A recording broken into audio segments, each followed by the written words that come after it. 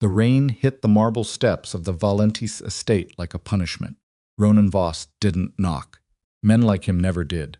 He walked through the front door of the Carroway mansion with 2 of his people behind him and a contract folded in the inside pocket of his jacket. And he moved through that house, the way water moves through a cracked foundation, quiet, certain, and impossible to stop. The Carroway family was already gathered in the dining room. All of them. Father, mother, 2 sons, and 1 daughter seated at the far end of the table, like she'd rather be anywhere else in the world. The chandelier above them was the most expensive thing still working in that house. Everything else had been quietly sold off, pawned, or abandoned. The art was gone from the walls. The good china had been replaced with something cheaper. Family was performing wealth they no longer had, and Ronan had seen that performance before, in a dozen other households before he collected what was owed. He didn't sit down. He placed the contract on the table and slid it across the polished wood until it stopped in front of Harlan Carroway, the patriarch, the man who had borrowed $11 million from Ronan's organization 4 years ago with a handshake, a signed document, and a promise that sounded convincing at the time. The deadline was yesterday, Ronan said. Harlan Carroway was 63 years old. He had the kind of face that had once been handsome and now just looked tired. He stared at the contract without touching it.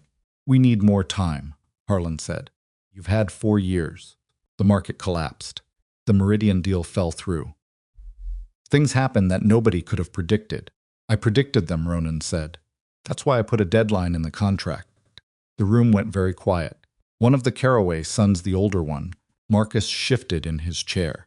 The younger one, Daniel, was staring at the surface of the table like he was trying to disappear into the wood grain. Harlan finally looked up. "What do you want then? If it's not money." "Open the contract," Ronan said. Nobody moved for a moment. Then Seraphina Carroway, seated at the end of the table, reached forward and unfolded the document herself. She read it in silence. Her eyes moved down the page, slowly, and when she reached the bottom, something in her face changed. Not fear, exactly. Something harder than that. She looked up at him. "It's a marriage contract," she said. "It is. You want to marry me. I want your family's debt cleared. That's the price." She didn't look away from him. Every other person in that room had found somewhere else to direct their eyes. But Seraphina Carroway looked at Ronan Voss the way you look at something dangerous that you've decided not to run from. He noticed that. He noticed it the same way you notice a crack in a wall that turns out to be load-bearing. "You could have taken the house," she said. "The remaining assets, whatever's left. I don't want the house." "Then what is this actually about?" Harlan cut in, his voice cracking at the edges. "Seraphina." "Don't," she said to her father. One word. Flat and final. Then she turned back to Ronan. "You have more money than you could spend. You have properties, businesses, influence, over half this city. You don't need a wife from a bankrupt family. So what is this actually about?" Ronan looked at her for a long moment. "Sign the contract," he said, "and I'll tell you." She laughed. It was a short, humorless sound. "That's not how negotiations work. This isn't a negotiation. Everything is a negotiation. That's what you people never understand." She pushed the contract back toward him, not aggressively, but deliberately. "Tell me what you actually want, or this conversation is over." Marcus stood up. "Seraphina, for the love of sit down, Marcus." She didn't even look at her brother. "You've done enough." Ronan watched all of this with the particular kind of patience that comes from never being genuinely surprised by people anymore. He had walked into hundreds of rooms like this. He had watched powerful men beg, watched families collapse under the weight of what they owed, watched people perform dignity they didn't have. He had never once watched a woman in the debt holder's seat run the room. He picked up the contract and put it back in his pocket. "Tomorrow," he said. 11 o'clock. I'll send a car." "For what?" Seraphina asked. "To answer your question." He looked at Harlan Carroway, who had aged about 10 years in the last 5 minutes. "Your daughter asks good questions. I'll give her good answers." He walked out of the dining room, back through the hallway, with its empty walls and its performing chandelier, and out into the rain. Came. He hadn't been certain she would, and that uncertainty was unfamiliar enough to be interesting. The car arrived at the Carroway estate at 11, and she was standing outside it, not waiting nervously, just standing like she'd decided to be outside rather than be caught, looking anxious through a window. She got in without speaking. He had coffee waiting, which she ignored for the first 10 minutes of the drive. Then she picked it up and drank half of it and set it back down. "Where are we going?" she asked. "My office." "Which is where?" "Downtown. The Aldermere building." She nodded once, like she was filing that information away. She had a leather notebook in her lap that she hadn't opened. Her hands were still. He had noticed that. About her already, she did not perform nervousness. Most people in her position would have been picking at their nails, crossing and uncrossing their legs, filling silence with talk. Seraphina Carroway sat like she'd decided that stillness was the only form of control she had left, and she was going to use it completely. "My father called you the most dangerous man in the city," she said eventually. "What do you think?" "I think dangerous is relative." "Dangerous to whom? For what reason?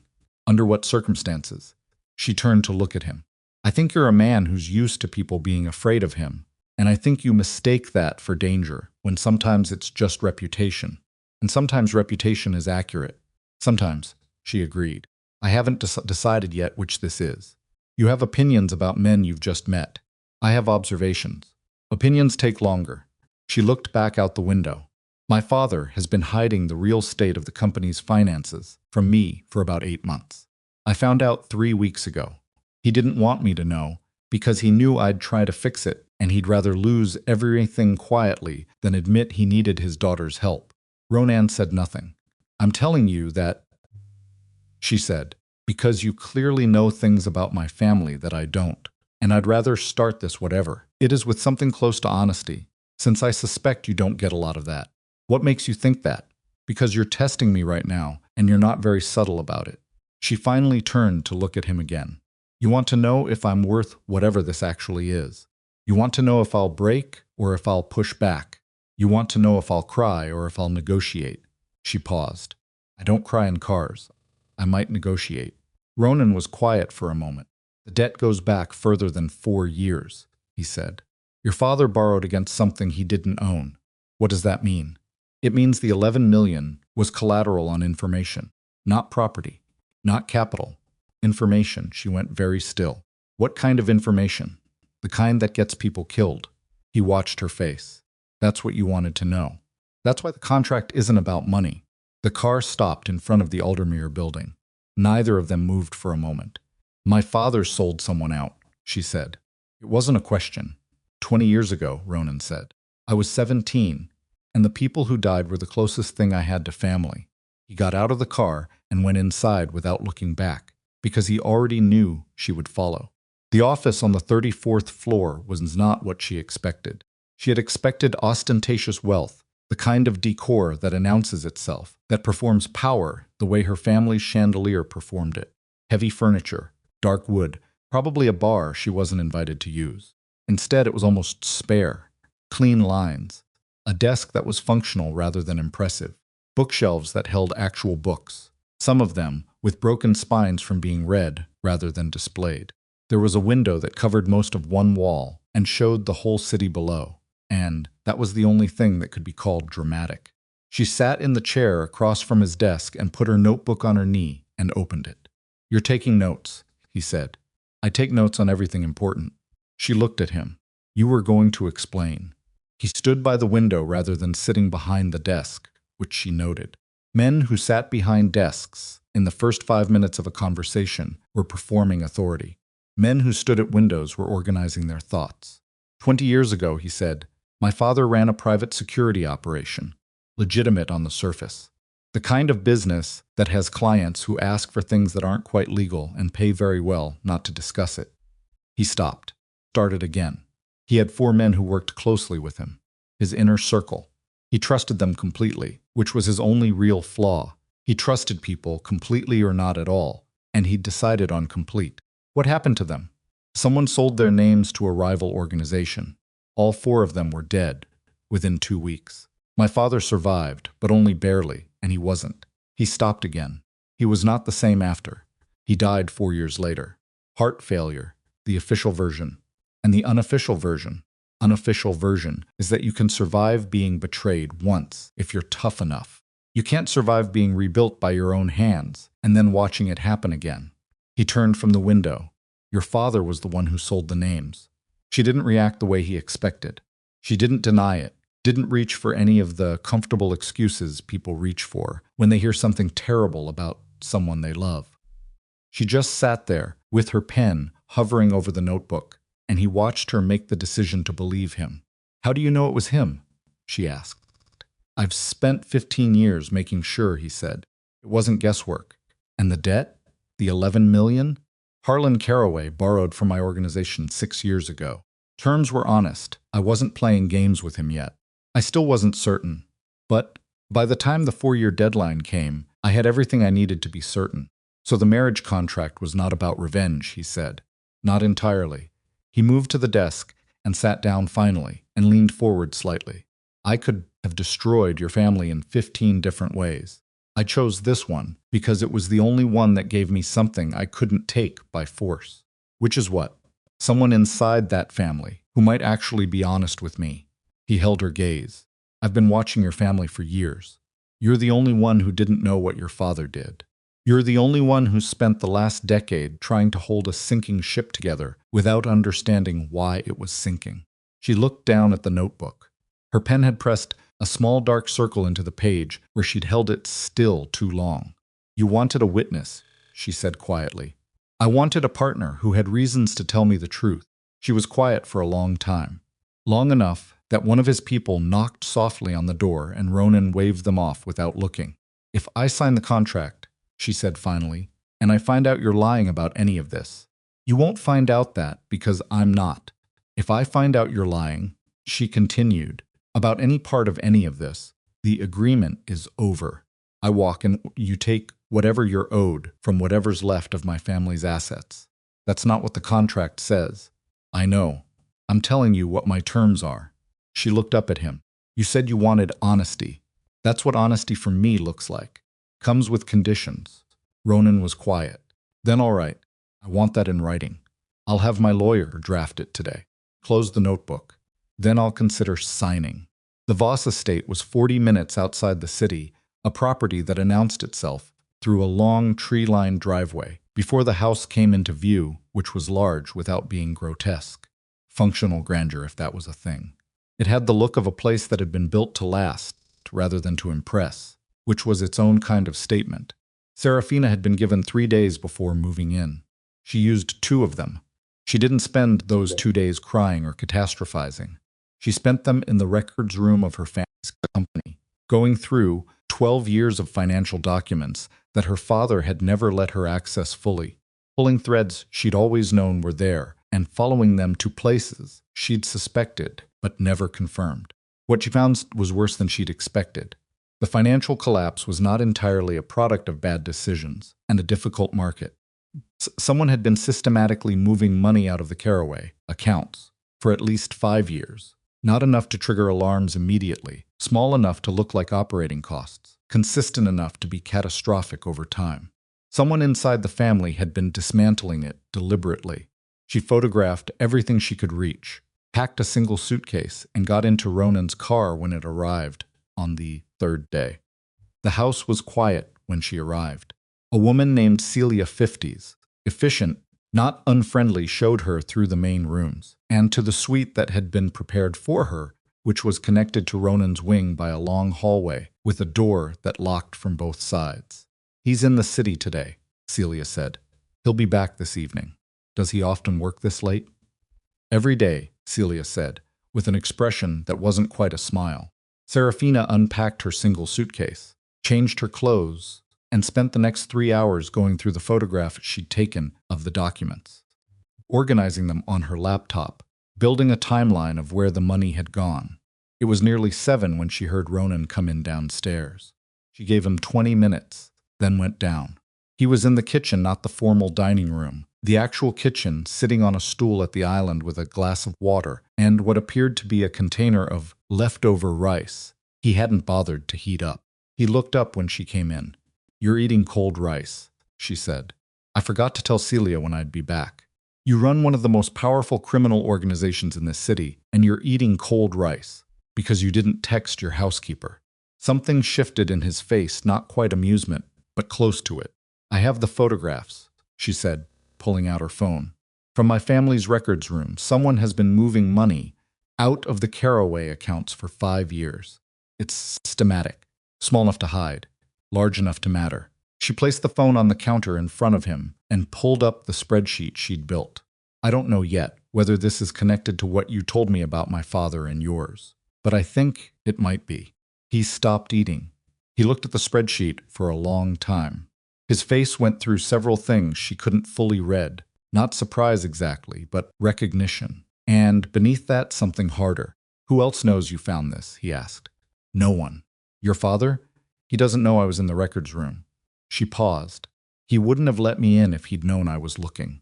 Ronan set down the container of rice. He turned the phone and scrolled through the documents slowly and carefully, and she watched him read the way she'd watched him in the car looking for what he wasn't showing. There are transfers here to accounts I recognize, he said quietly. Recognize how? He looked up at her.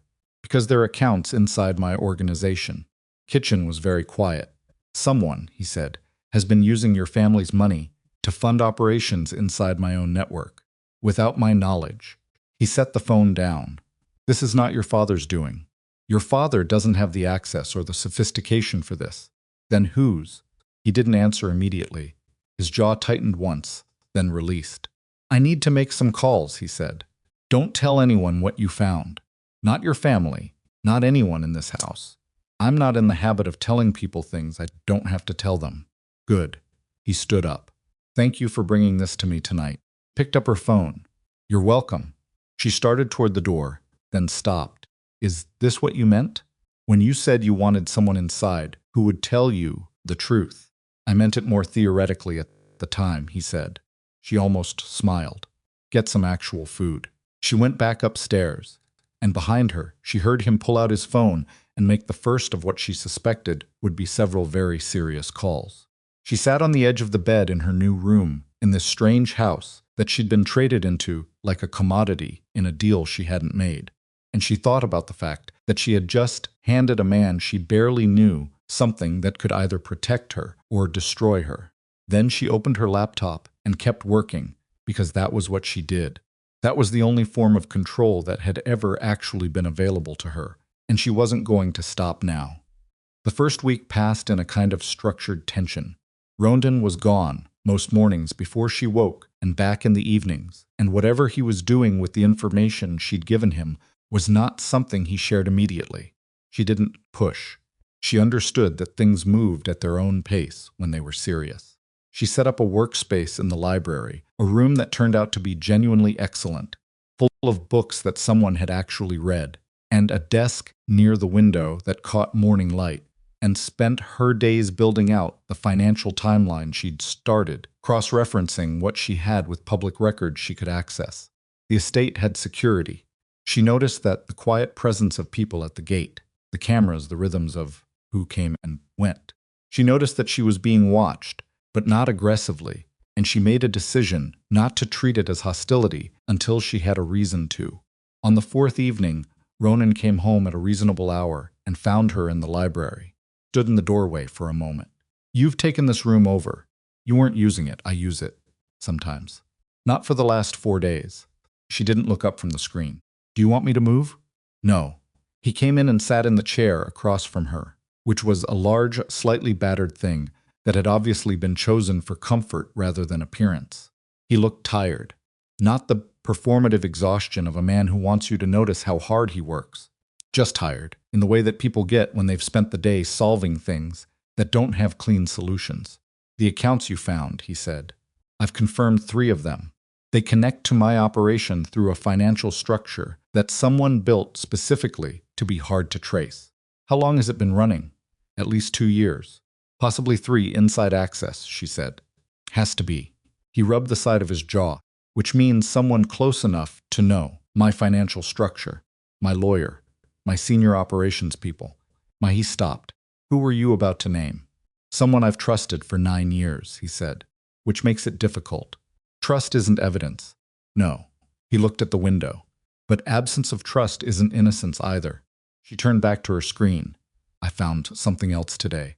The transfers out of my family's accounts spike at 3 specific points. Once 3 years ago, once 18 months ago, and once 6 weeks before my father borrowed the last of what he owed you. I think the borrowing was forced, not a choice, but a necessity. Someone drained the Carroway accounts enough that my father had to come to you. And when he came to you, whoever was doing this got exactly what they wanted. Which was what? My family in your debt. She turned the laptop so he could see. And you angry enough to eventually move against them. She looked at him. I think someone has been setting up a situation where you would destroy my family and in the process make yourself vulnerable. He stared at the screen. They wanted the conflict, she said. They wanted you focused on us. They wanted whatever you'd do in response to the debt, legal exposure, emotional distraction, use of resources to create an opening. Ronan was very still. That's why the marriage contract matters, she said quietly. It wasn't what they expected. It complicated the plan. Because now you're inside, he said. Because now I'm asking questions from the inside. She paused. I don't think they planned for that. He looked at her for a long moment. Outside, the evening had gone dark, and the library's lights were the warm, amber kind that made everything look a little less dangerous than it was. Why are you doing this? He asked. You could have taken the 2 days to pack and come here quietly and waited this out. You didn't have to dig into the records. I don't know how to wait things out, she said. I've been trying to fix my family's financial problems for 8 years. It's habit. She paused. And because if someone has been using my family to get to you, I'd like to know who before they decide I'm a liability too. He nodded slowly. Self-preservation. Mostly, she agreed. And partly because I'm genuinely angry. My family's financial collapse cost us things I cared about. If it wasn't just bad luck and bad decisions, but someone making it happen deliberately, she stopped. I'd like to know who. So would I, Ronan said. They sat there in the library with the financial documents and the amber light and the shared problem that had become clearer in the last 20 minutes than it had been in the last 3 years. And somewhere in that space, something shifted, not dramatically, not the way it happens in stories, but the way things actually shift, slowly and sideways. When two people who both have something to lose decide they might be more useful together than apart. I'll share what I have with you, she said. Everything I find. In exchange? In exchange? In exchange you tell me the truth when I ask questions. Not everything. I understand there are things you can't tell me. But when I ask something directly, you answer directly. That's a significant condition, I know. He was quiet for a moment. Agreed, he said. She turned the laptop back toward herself. Then let's figure out who's been doing this, she said, before they figure out that we're looking. They started with the money. That was the most logical place. And Seraphina had always been someone who started with logic and worked toward the uglier conclusions later, when she had enough evidence to justify them. She spread the financial documents across the library desk in a sequence she'd organized by date. And Ronan pulled his chair around to her side of the desk for the first time, which she noticed without commenting on. He brought 2 cups of coffee without asking whether she wanted one, set hers down to her left, where her hand could reach it without interrupting her line of sight. And that small practical gesture told her something about him that none of their formal conversations had. First spike, she said, pointing at the screen. 3 years ago. 43 separate transfers over 6 weeks. Small enough individually, between 8 and 12,000 each, but the aggregate is just over 500,000. Where did they land? 3 accounts. 2 of them registered to shell companies in the Calder Islands. One of them I can't trace yet. The registration is buried under 4 layers of holding company structure. She pulled up the second set of records. 18 months ago, the second spike. This one is cleaner, fewer transfers, larger amounts. Someone had gotten more confident by then. Or more rushed, Ronan said. Possibly. She moved to the 3rd column, and then 6 weeks before my father came to you, with nothing left, the final drain. 90,000 in a single week. That one didn't bother hiding it, went through the Carroway operating own account, directly to an account in my father's own name. Ronan went very still. That's not the same as the others, she said. The others were hidden. This one was designed to be found. Someone moved money into my father's personal account from his own company, which looks like embezzlement if you find it, and someone clearly intended for it to be found.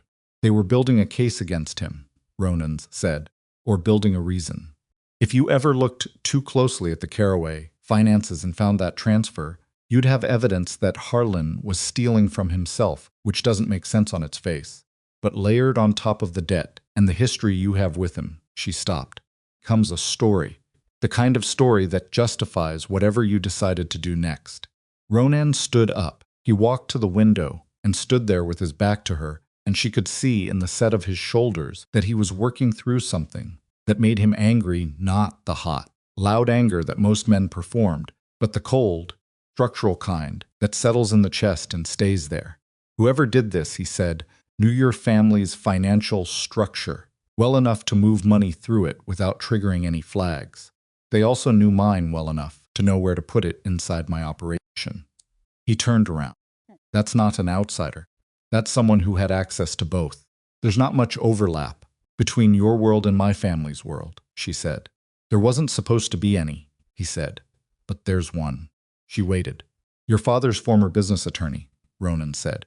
A man named Gerald Fitch. He left the Carroway firm 8 years ago. He's been working in financial consulting since then. He handles legal structure for 3 of my subsidiary operations. The name sat in the air between them. I know Gerald Fitch, Seraphina said carefully. He was around when I was younger. My father trusted him completely. Your father trusted a lot of people completely. And you? She said. Do you trust him? Ronan's jaw moved once. I trust that he's never given me a reason not to. That's not the same thing. No, he said, it's not. She turned back to the documents. I'll need access to whatever financial records your organization has that touch those subsidiary operations. Fitch has been using them as a pass-through. There'll be patterns. I can't give you access to those records. Then someone else needs to look at them. And quickly, because if whoever is doing this realizes we're looking, I'll look at them myself, Ronan said. Tonight, you tell me what patterns you're looking for. She wrote them down 6 specific markers, the kind of structural fingerprints that showed up in the Carroway transfers, the timing intervals, the account layering sequence, and handed him the page. He took it, looked at it, folded it once, and put it in his jacket pocket. Get some sleep, he said. Tomorrow will be longer. 2. I will, he said in the tone of someone who had no intention of sleeping. She didn't push it. She woke at 5:30 to the sound of voices downstairs, not raised, but urgent, which was its own kind of alarm.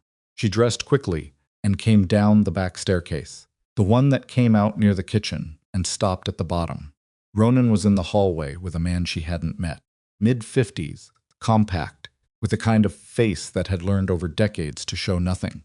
He was dressed for a morning that had started earlier than anyone planned, and he was speaking to Ronan in a low voice that stopped the moment he registered Seraphina on the staircase. This is my wife, Ronan said. The word was practice but not comfortable. He hadn't used it before, and she noticed the slight hesitation before it landed. Seraphina, this is Vincent Carras. He runs my operations in the Southern District. Vincent Carras looked at her the way men in that world looked at women who appeared unexpectedly, in places they hadn't been briefed about, not openly hostile, just calculating, measuring, filing her away in whatever mental category he'd decided to put her in. I've heard about you, he said. I haven't heard anything about you, she said, which I assume is intentional. Something flickered in his expression. Couldn't tell if it was respect or irritation, and she decided it didn't matter. We need a few minutes, Ronan said to her. Course. She moved past them toward the kitchen, got herself coffee, and listened to the sound of the conversation from the hallway. Not the words, which were too low, but the rhythm of it, which told her things. Short exchanges. No long explanations. The kind of conversation between 2 people who have known each other long enough to communicate in shorthand. When Vincent Carras left 12 minutes later, the front door closing behind him, with careful quietness, Ronan came into the kitchen. His face was doing the controlled thing again. The flat, managed expression that meant something had happened that he was processing. What is it? She asked. One of the accounts I looked at last night. He stopped, looked at his coffee cup. The transfers didn't go where I expected. They went through Fitch's structure, yes, but they didn't stop there. He set the cup down. They went to Vincent Carras. The kitchen was very quiet. Your operations man, she said. My operations man, who has been with me for 9 years. His voice was level. Who I trusted with more information about my organization than almost anyone. Is it possible Fitch used his name without his knowledge? Created accounts in his name too. I thought of that, Ronan said. So I looked further. There are communication records. Encrypted, but not well enough. Vincent and Fitch have been in contact for at least 2 years through a channel neither of them disclosed. She set her coffee down. Who knows this? She asked. Right now? You and me. Vincent doesn't know, you know. He was in this hallway 40 minutes ago, and he didn't tell me about it, Ronan said. So no, he doesn't know. She thought for a moment. What did he come to tell you this morning? If not this. He came to tell me that there's movement from the Pellerin faction, a rival organization that's been quiet for 2 years. He says they're positioning to take a run at territory on the east side. He paused, which may be true, or it may be designed to pull my attention east while something else happens somewhere I'm not looking. Think he's feeding you false information. I think I don't know what I think yet, Ronan said, which is the worst possible position to be in. She understood that.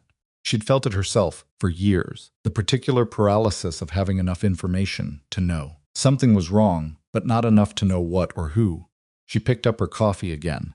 Then we need to get to a position where you do know, she said. Before he realizes you're looking. Ronan looked at her. There was something in his face she hadn't seen before. Not vulnerability, exactly, but something adjacent to it. The expression of a man who had built everything on the foundation of knowing who was, on which side, and who was now looking at a crack in that foundation. I've known Vincent Carras for 9 years, he said. He was at my father's funeral. He helped me build this from nothing. He stopped. I want to be wrong about this. I know, she said, but you don't think you are. His silence answered her. Then don't tip him off, she said. Keep the meeting you were supposed to have with him this afternoon. Act like this morning was normal. Give me access to whatever communication records you found, and let me trace the structure from the Carroway side. I know that architecture better than anyone. You'd be putting yourself in the middle of this. I'm already in the middle of this, she said. The question is whether I'm useful there or just a target. A long moment passed. The records are on a secure drive in my office, he said. I'll give you the access code.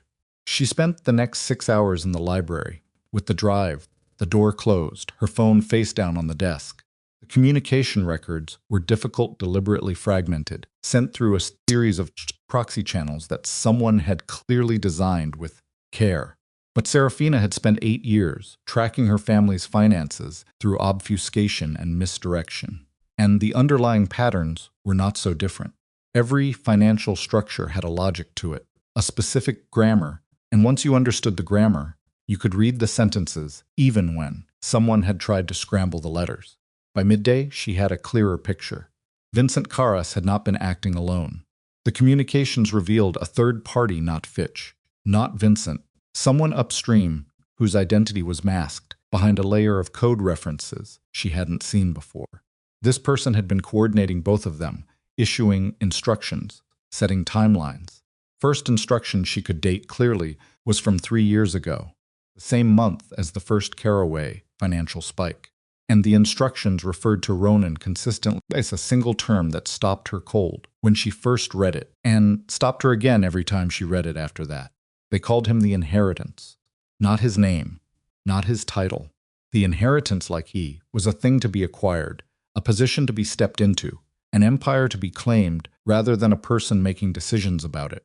Someone was planning to take over Ronan's organization from the inside, and they had been planning it for 3 years. And they had used her family as both a funding mechanism and a distraction, and they had expected by now that Ronan would be consumed by the conflict with the Carroways, vulnerable and isolated. Instead, he'd married into it. She sat back in the chair and looked at the ceiling and thought about that. For a moment, the specific accidental way that Ronan's impulse to bring her inside had disrupted a plan that had been running for 3 years. Whoever had designed it hadn't accounted for this variable, hadn't accounted for her. She was still thinking about this when the library door opened without a knock. It wasn't Ronan. It was a man she'd seen once before, briefly, at a distance. Ronan's senior legal advisor, a tall man in his early 60s with silver hair and an expensive suit, and the kind of careful, observant eyes that she associated with people who made their living knowing more than they appeared to. His name was Edmund Hale. Mrs. Voss, he said, using the name like he'd practiced it to be neutral. I wasn't aware you were working in here, Mr. Hale, she said. She didn't close the laptop. She didn't turn the screen away. Both of those movements would have been tells. I didn't hear you come in. The front door was unlocked. He moved into the room, looking at the bookshelves, the desk, the arrangement she'd made. His eyes moved across the surface of the desk, the documents, the coffee cup, the phone, the drive.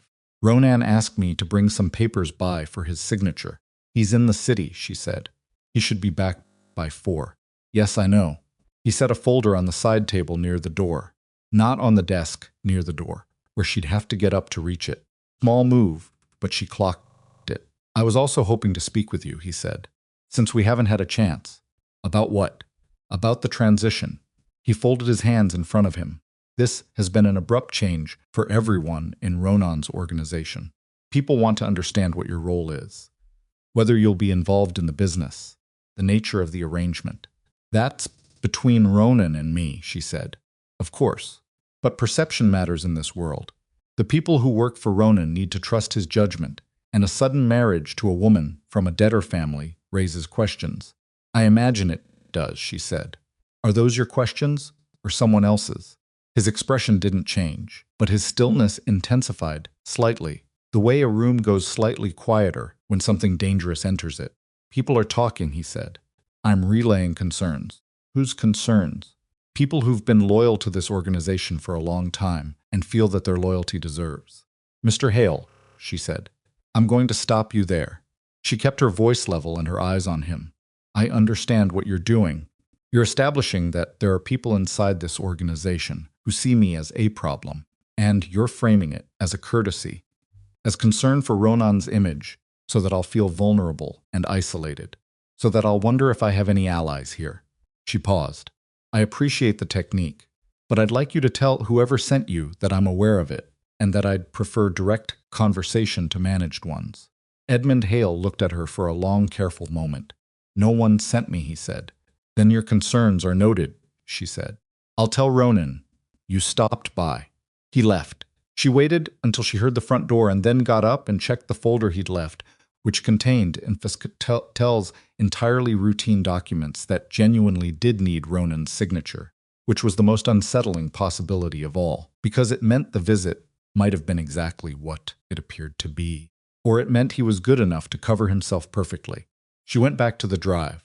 Ronan returned at 3:45 instead of 4, which she noticed because she'd been listening for the car. She was still in the library when he came in, and he came directly to her, no detour, no settling in. First, which meant something had happened in the city. The Pellerin meeting didn't happen, he said, coming through the library door. Vincent told me this morning it was scheduled for 2 o'clock. People never showed. Did he have an explanation? He said they must have gotten cold feet. Ronan sat down. He looked completely calm. That's the part that bothers me most. It should, she said. I found something this morning. She turned the laptop toward him. There's a third party coordinating both Vincent and Fitch. I can't identify them yet, but the communication architecture suggests someone with significant resources and a very long timeline. They've been calling you the inheritance. She watched his face when she said that. He absorbed it without flinching, but something in his eyes went dark. 3 years, she said. They've been building this for 3 years. And the Pellerin threat, he said slowly, if it was fabricated, then Vincent sent you to deal with a problem that doesn't exist, she said, while the real problem happens somewhere else. Ronan pulled out his phone. He started to dial, then stopped. Who are you calling? She asked. I was going to call Edmund Hale, he said. He's handled our legal response to rival movement before. He'd know how to. He stopped again. Edmund Hale came here today, she said quietly. Ronan looked up.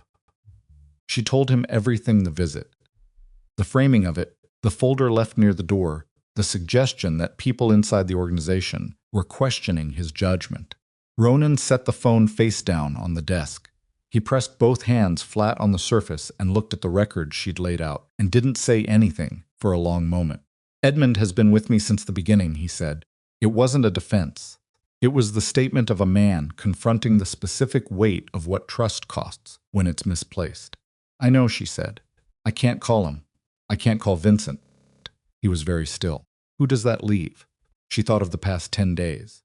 The careful architecture of what she'd found, the layers of it, the patience it had taken to build, and the patience it was going to take to dismantle, without triggering a collapse that would hurt everyone inside it. It leaves me, she said. He looked at her. And it leaves whatever the two of us can verify ourselves, directly, without relying on anyone else. She held his gaze. Can you get into your organization's core financial records? Not through Hale's office. Directly. Yes. Then tonight we go through them together. If Vincent and Hale are both compromised, whoever is coordinating them will have left a trail that eventually points to a name. It always does. She paused. And when we have the name, I'll know what to do with it, Ronan said. The afternoon light was going flat outside the library window. Somewhere in the city, people were moving money and delivering messages and delivering and running operations on behalf of an organization that its leader was no longer certain he could trust. And the man who had built that organization from loss and intelligence and sheer determined will sat across a desk from the woman he had forced into his life, with a contract and a debt and a demand that had seemed at the time like control. It had not turned out to be control. It had turned out to be something neither of them had planned for. His phone buzzed. He picked it up, looked at the screen, and the color left his face in a way she hadn't seen before. Not the controlled blankness, but actual shock, the involuntary kind that gets through every defense. What is it?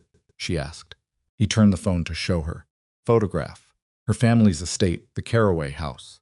And in the photograph, standing in the doorway, talking to someone whose face was just out of frame, was her father, talking to Vincent Carras.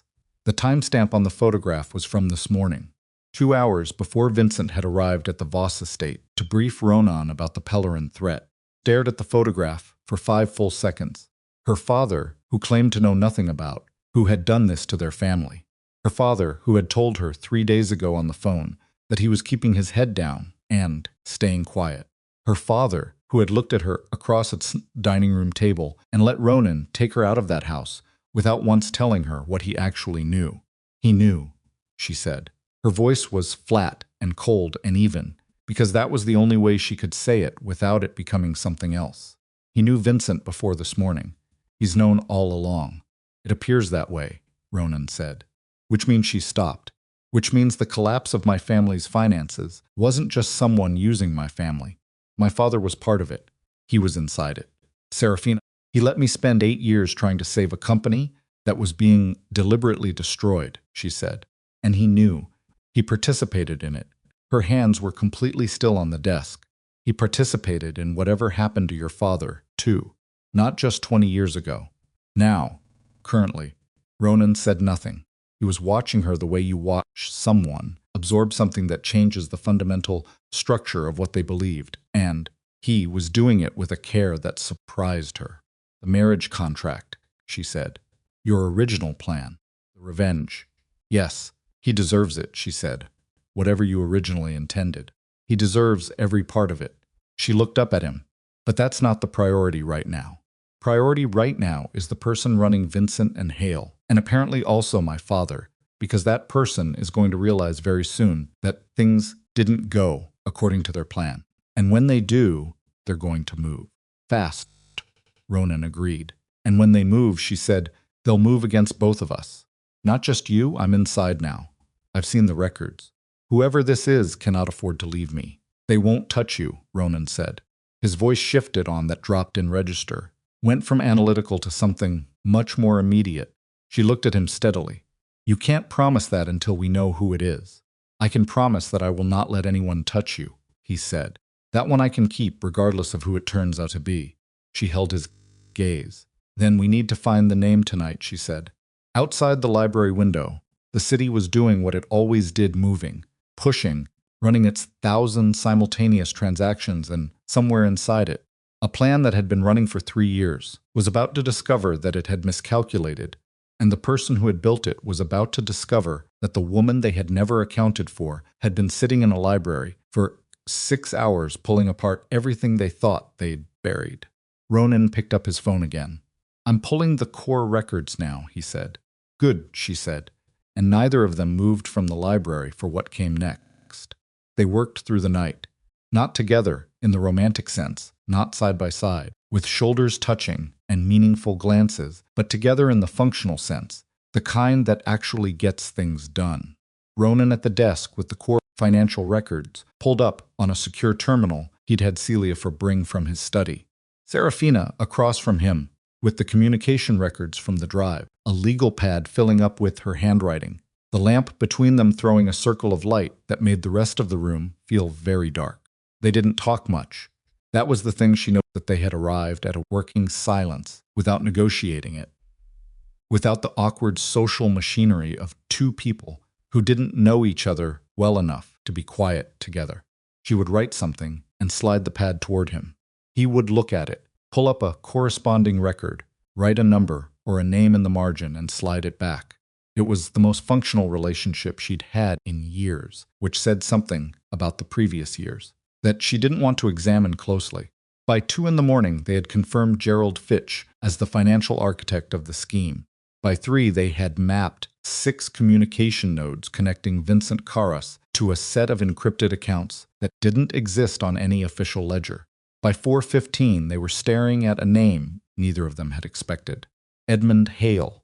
Not as a secondary player, not as someone who'd been pulled in or pressured. The communication structure placed Hale at the top, not Vincent, not Fitch, but Hale, who had been with Ronan since the beginning, who had sat across from him at his father's funeral, who had helped write the legal framework of every major decision the Voss organization had made for 9 years. The inheritance. That was Edmund Hale's phrase for Ronan, his own word for the man he was planning to replace. Ronan sat very still for a long time after they confirmed it. Seraphina didn't say anything. She understood that there were things that needed to be absorbed in silence, that jumping in with analysis or next steps would be exactly the wrong move. She watched him sit with it, watched the specific, contained quality of how he processed it, the way his breathing stayed even while something behind his eyes went through several transformations she couldn't fully name. 9 years, he said finally. Yes, he was at every strategy meeting. He knew every move before I made it. He stopped. When my distribution operation in the North District got hit 3 years ago, I thought it was the Pellerin faction. Edmund told me it was the Pellerin faction. I went after them for 6 months. Cost me a significant amount of resource and goodwill. And it was Edmund, she said. It was Edmund clearing the North District of my people so he could establish his own structure there. He picked up the records she'd compiled and looked at them the way a man looks at evidence of something he doesn't want to be true. He's been building a parallel operation inside mine for 3 years, using my resources, my infrastructure, my reputation, ready to step into the seat the moment I was removed. The Carroway situation was the final mechanism, she said. Your anger at my father, the debt, whatever public conflict came from it, he needed you distracted and exposed for long enough to complete the transition. Instead, I married you and brought an accountant into my house. I'm not an accountant, financial analyst. Forensic-level financial analyst who spent 8 years tracking money through a collapsing company. He set the records down. He didn't plan for that. No, she said, he didn't. Ronan stood up. He walked to the window where the pre-dawn was just beginning to thin the darkness at the edges, and he stood there with his hands loose at his sides. And she could see the precise moment when the grief of it, because it was grief, regardless of the context, 9 years of trust evaporating in a single night, finished moving through him and became something operational. I need to move before he knows we've found it, Ronan said. If he realizes I know, he'll accelerate. He has enough structure in place that if he accelerates, I lose control of the situation. What do you need? I need to get to Fitch before Edmund does. Fitch is the weakest link. He's a financial architect, not a loyal soldier. If he's facing serious pressure from both sides, he'll talk. He turned from the window. But I can't use any of my usual channels to reach him. If Edmund's been monitoring my communications, he has been, Seraphina said. The records show it. Your encrypted line has been compromised for at least 14 months. Ronan absorbed this without visible reaction, which she was beginning to recognize as his version of a strong reaction. Then I need a channel he doesn't know about. I have one, she said. My family's attorney, not Fitch, someone else. A woman named Rita Moss, who handled my personal affairs separately from the company accounts. She has no connection to anyone in this situation. I can reach Fitch through her, without it going through any line. Edmund is watching. You'd be pulling your own attorney into this. Rita Moss has pulled me out of problems before, Seraphina said. She won't ask questions she doesn't need the answers to. She picked up her phone. Let me make the call. He looked at her steadily. 4:30 in the morning, he said. I know. But if Edmund is going to move when he doesn't hear from Vincent today, we don't have the morning to spare. She was already pulling up Rita's number. She'll answer. Rita Moss answered on the third ring, alert in a way that suggested she was someone who slept lightly and woke quickly, which Seraphina had always appreciated about her. Conversation was brief, coded without being obviously so, and it ended with Rita agreeing to reach Gerald Fitch through a professional contact they shared, and arrange a meeting for later that morning at a location of Seraphina's choosing. She hung up and looked at Ronan. 9 o'clock, she said. There's a restaurant in the Meridian district called Kovas. Private room in the back. Fitch won't know you're going to be there. He'd run if he did, Ronan said. Yes. So he'll think it's just me, she set the phone down. Which means I need to be the one who goes in first. Ronan shook his head before she finished the sentence. Listen to me, she said. Fitch knows my family. He's known me since I was a child. He won't be afraid of me. He'll be surprised. And then he'll be nervous. And if I handle the first 5 minutes correctly, he'll talk. But if you walk in first, he shuts down completely, and we get nothing. And if Edmund has people watching Fitch, then we'll know when they show up, she said. You'll be in the building. I won't be alone. She held his gaze. This is the only approach that works. The silence between them lasted long enough to be a genuine argument conducted without words. 5 minutes, he said finally. You have 5 minutes alone with him before I come in. That's enough, she said. Gerald Fitch arrived at Kovas at 9:14, which meant he'd been uncertain enough to be late, but not frightened enough to run. He was shorter than Seraphina remembered. Or maybe he had simply contracted somehow, the way men who are carrying too much unspoken weight tend to shrink inward. He came through the back room door and stopped when he saw her, and she watched the precise sequence of his expression, surprise, calculation, a flicker of something that might have been relief, before it was replaced by careful blankness. Seraphina, he said, I didn't know it would be you. Sit down, Gerald. He sat. He put his hands flat on the table, which she recognized as a gesture of someone who wanted to look open while feeling anything but. I've heard about the marriage, he said. I'm sorry. Your father should never have. My father knew Vincent Carroway, she said. Not just through the debt situation. Before. They've been in communication for at least 2 years, based on what I've found.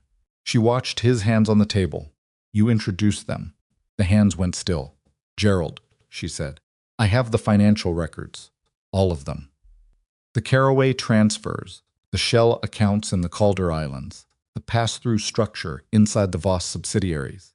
I have the communication records between you and Vincent Carroway.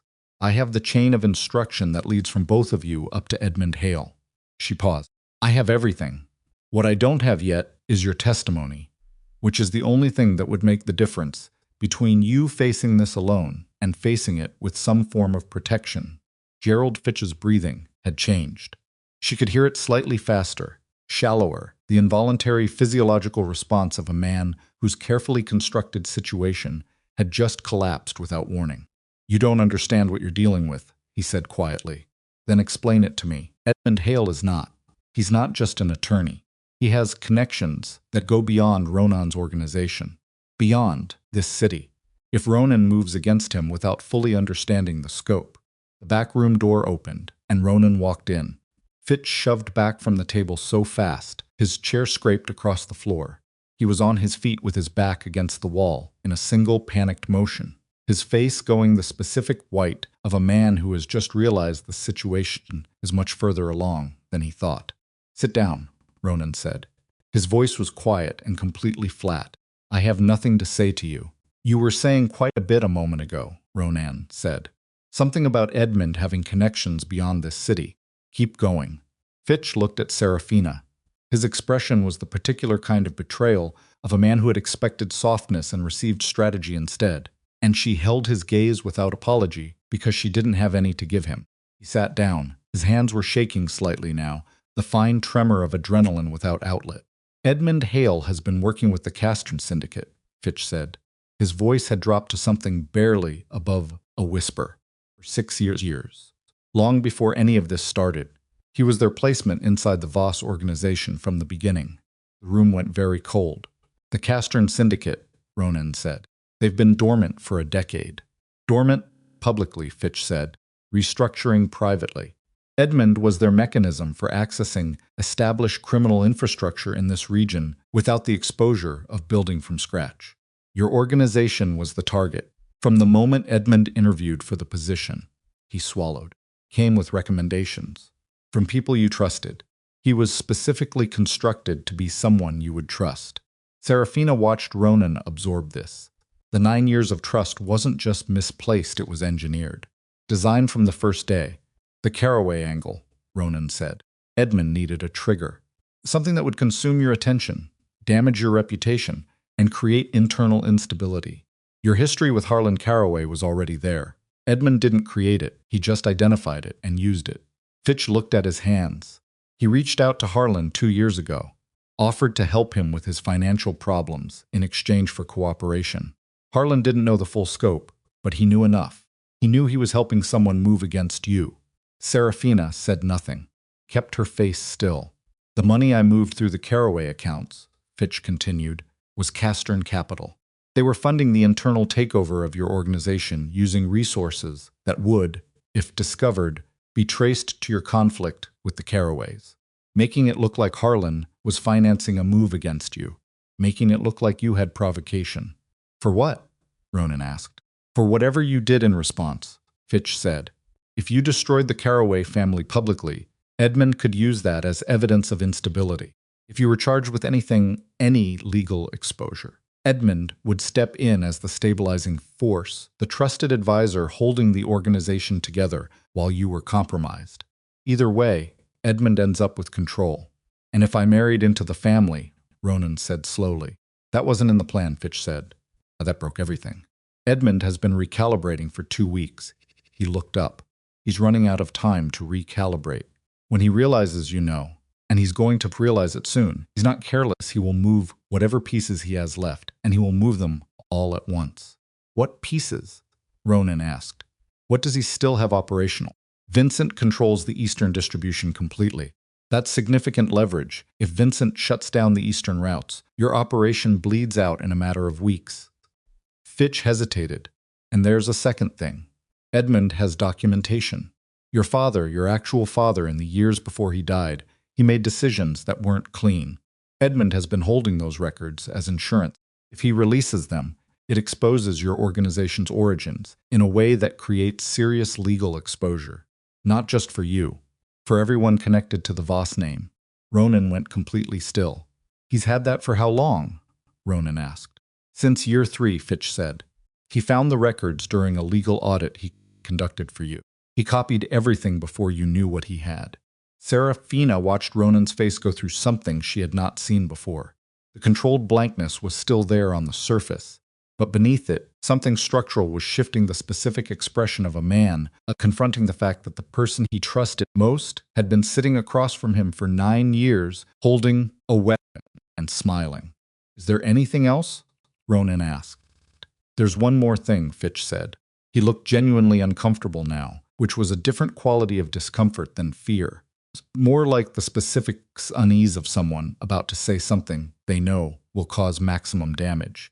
The original betrayal. 20 years ago. Your father's inner circle. Harlan Carroway, Ronan said. I know. Harlan was the front, Fitch said. He passed the information, but he didn't gather it. He didn't have access to it. He looked at Seraphina, then back at Ronan. Person who gathered the information on your father's inner circle and passed it to Harlan to deliver was someone inside your father's own operation. Ronan said nothing. It was Edmund Hale, Fitch said.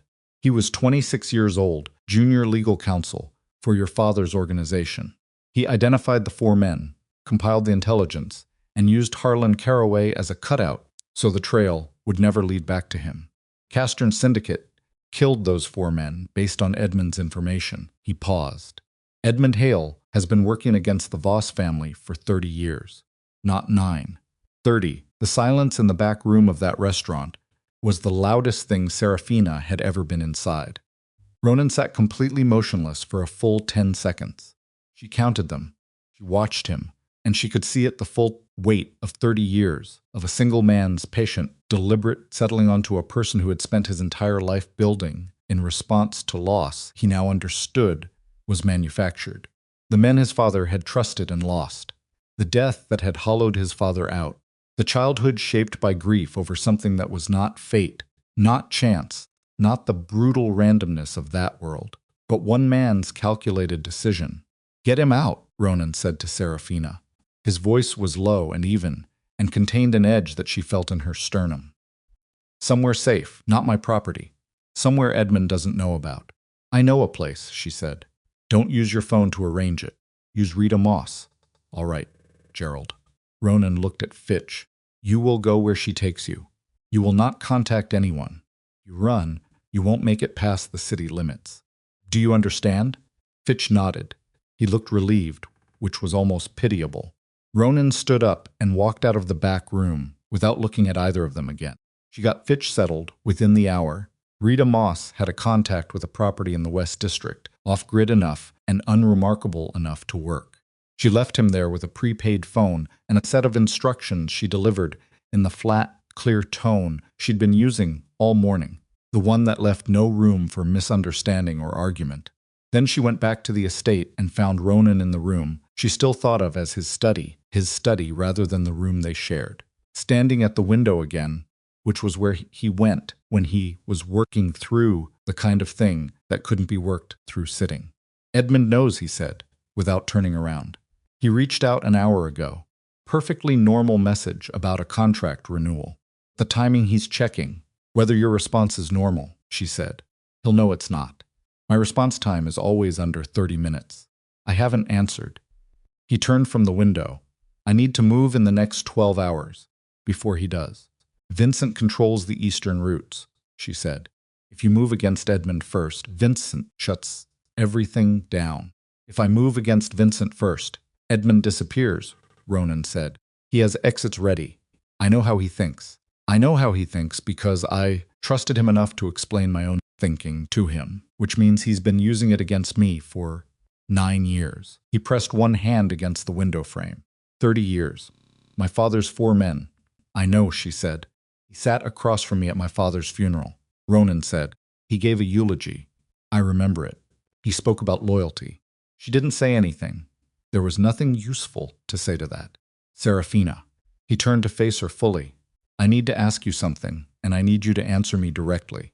"All right, your father." He held her gaze. He knew what Edmund was. He knew the people who died 20 years ago were killed on Edmund's information. He knew Edmund was still operating inside my organization. He cooperated with it. He paused. "When this is over, and it will be over, one way or another, I cannot leave your father with nothing owed." She felt the specific, cold clarity of what he was telling her.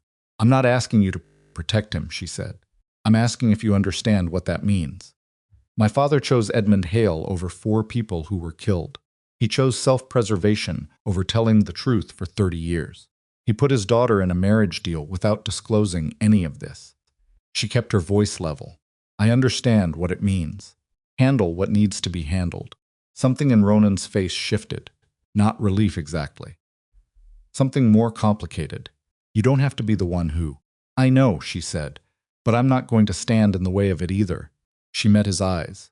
"I need you to understand that this is a choice I'm making with full information.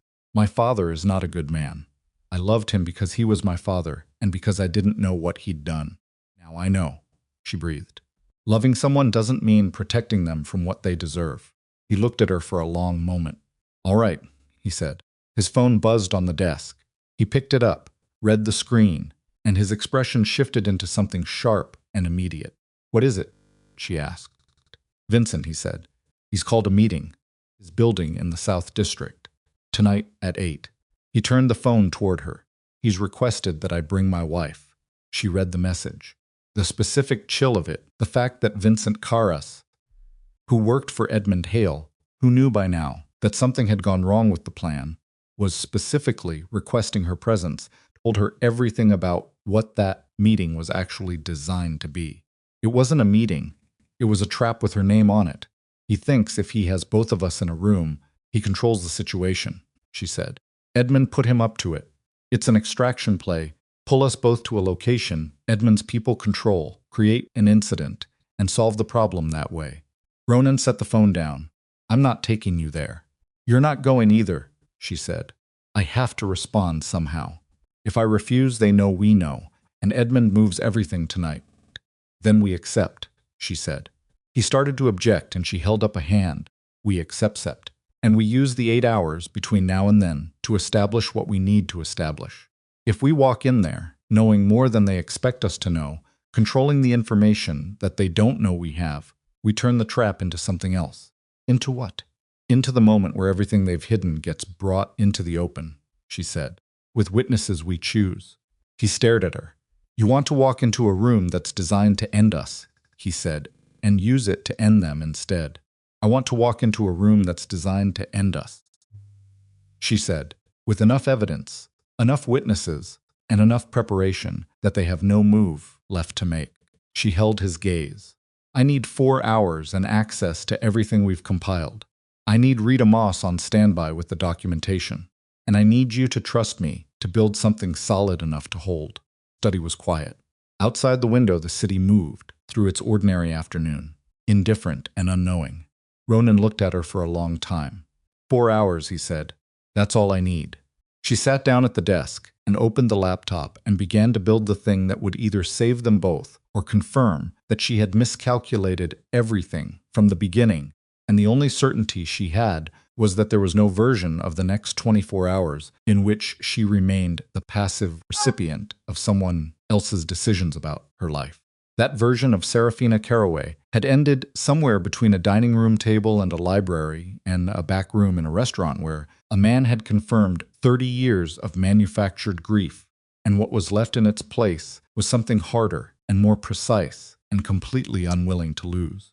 He ran the third red light at the intersection of Rutherford and Austin, and the car went through the cross-traffic gap with 2 inches to spare on the left side, and he didn't look in the mirror because there was nothing behind him that mattered.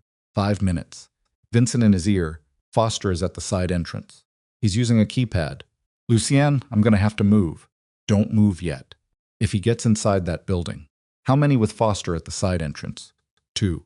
"The other vehicle is still on the east side. That's 2 more. I'm counting 4 total plus Foster." "Where are you positioned?" "Northwest corner of the parking structure.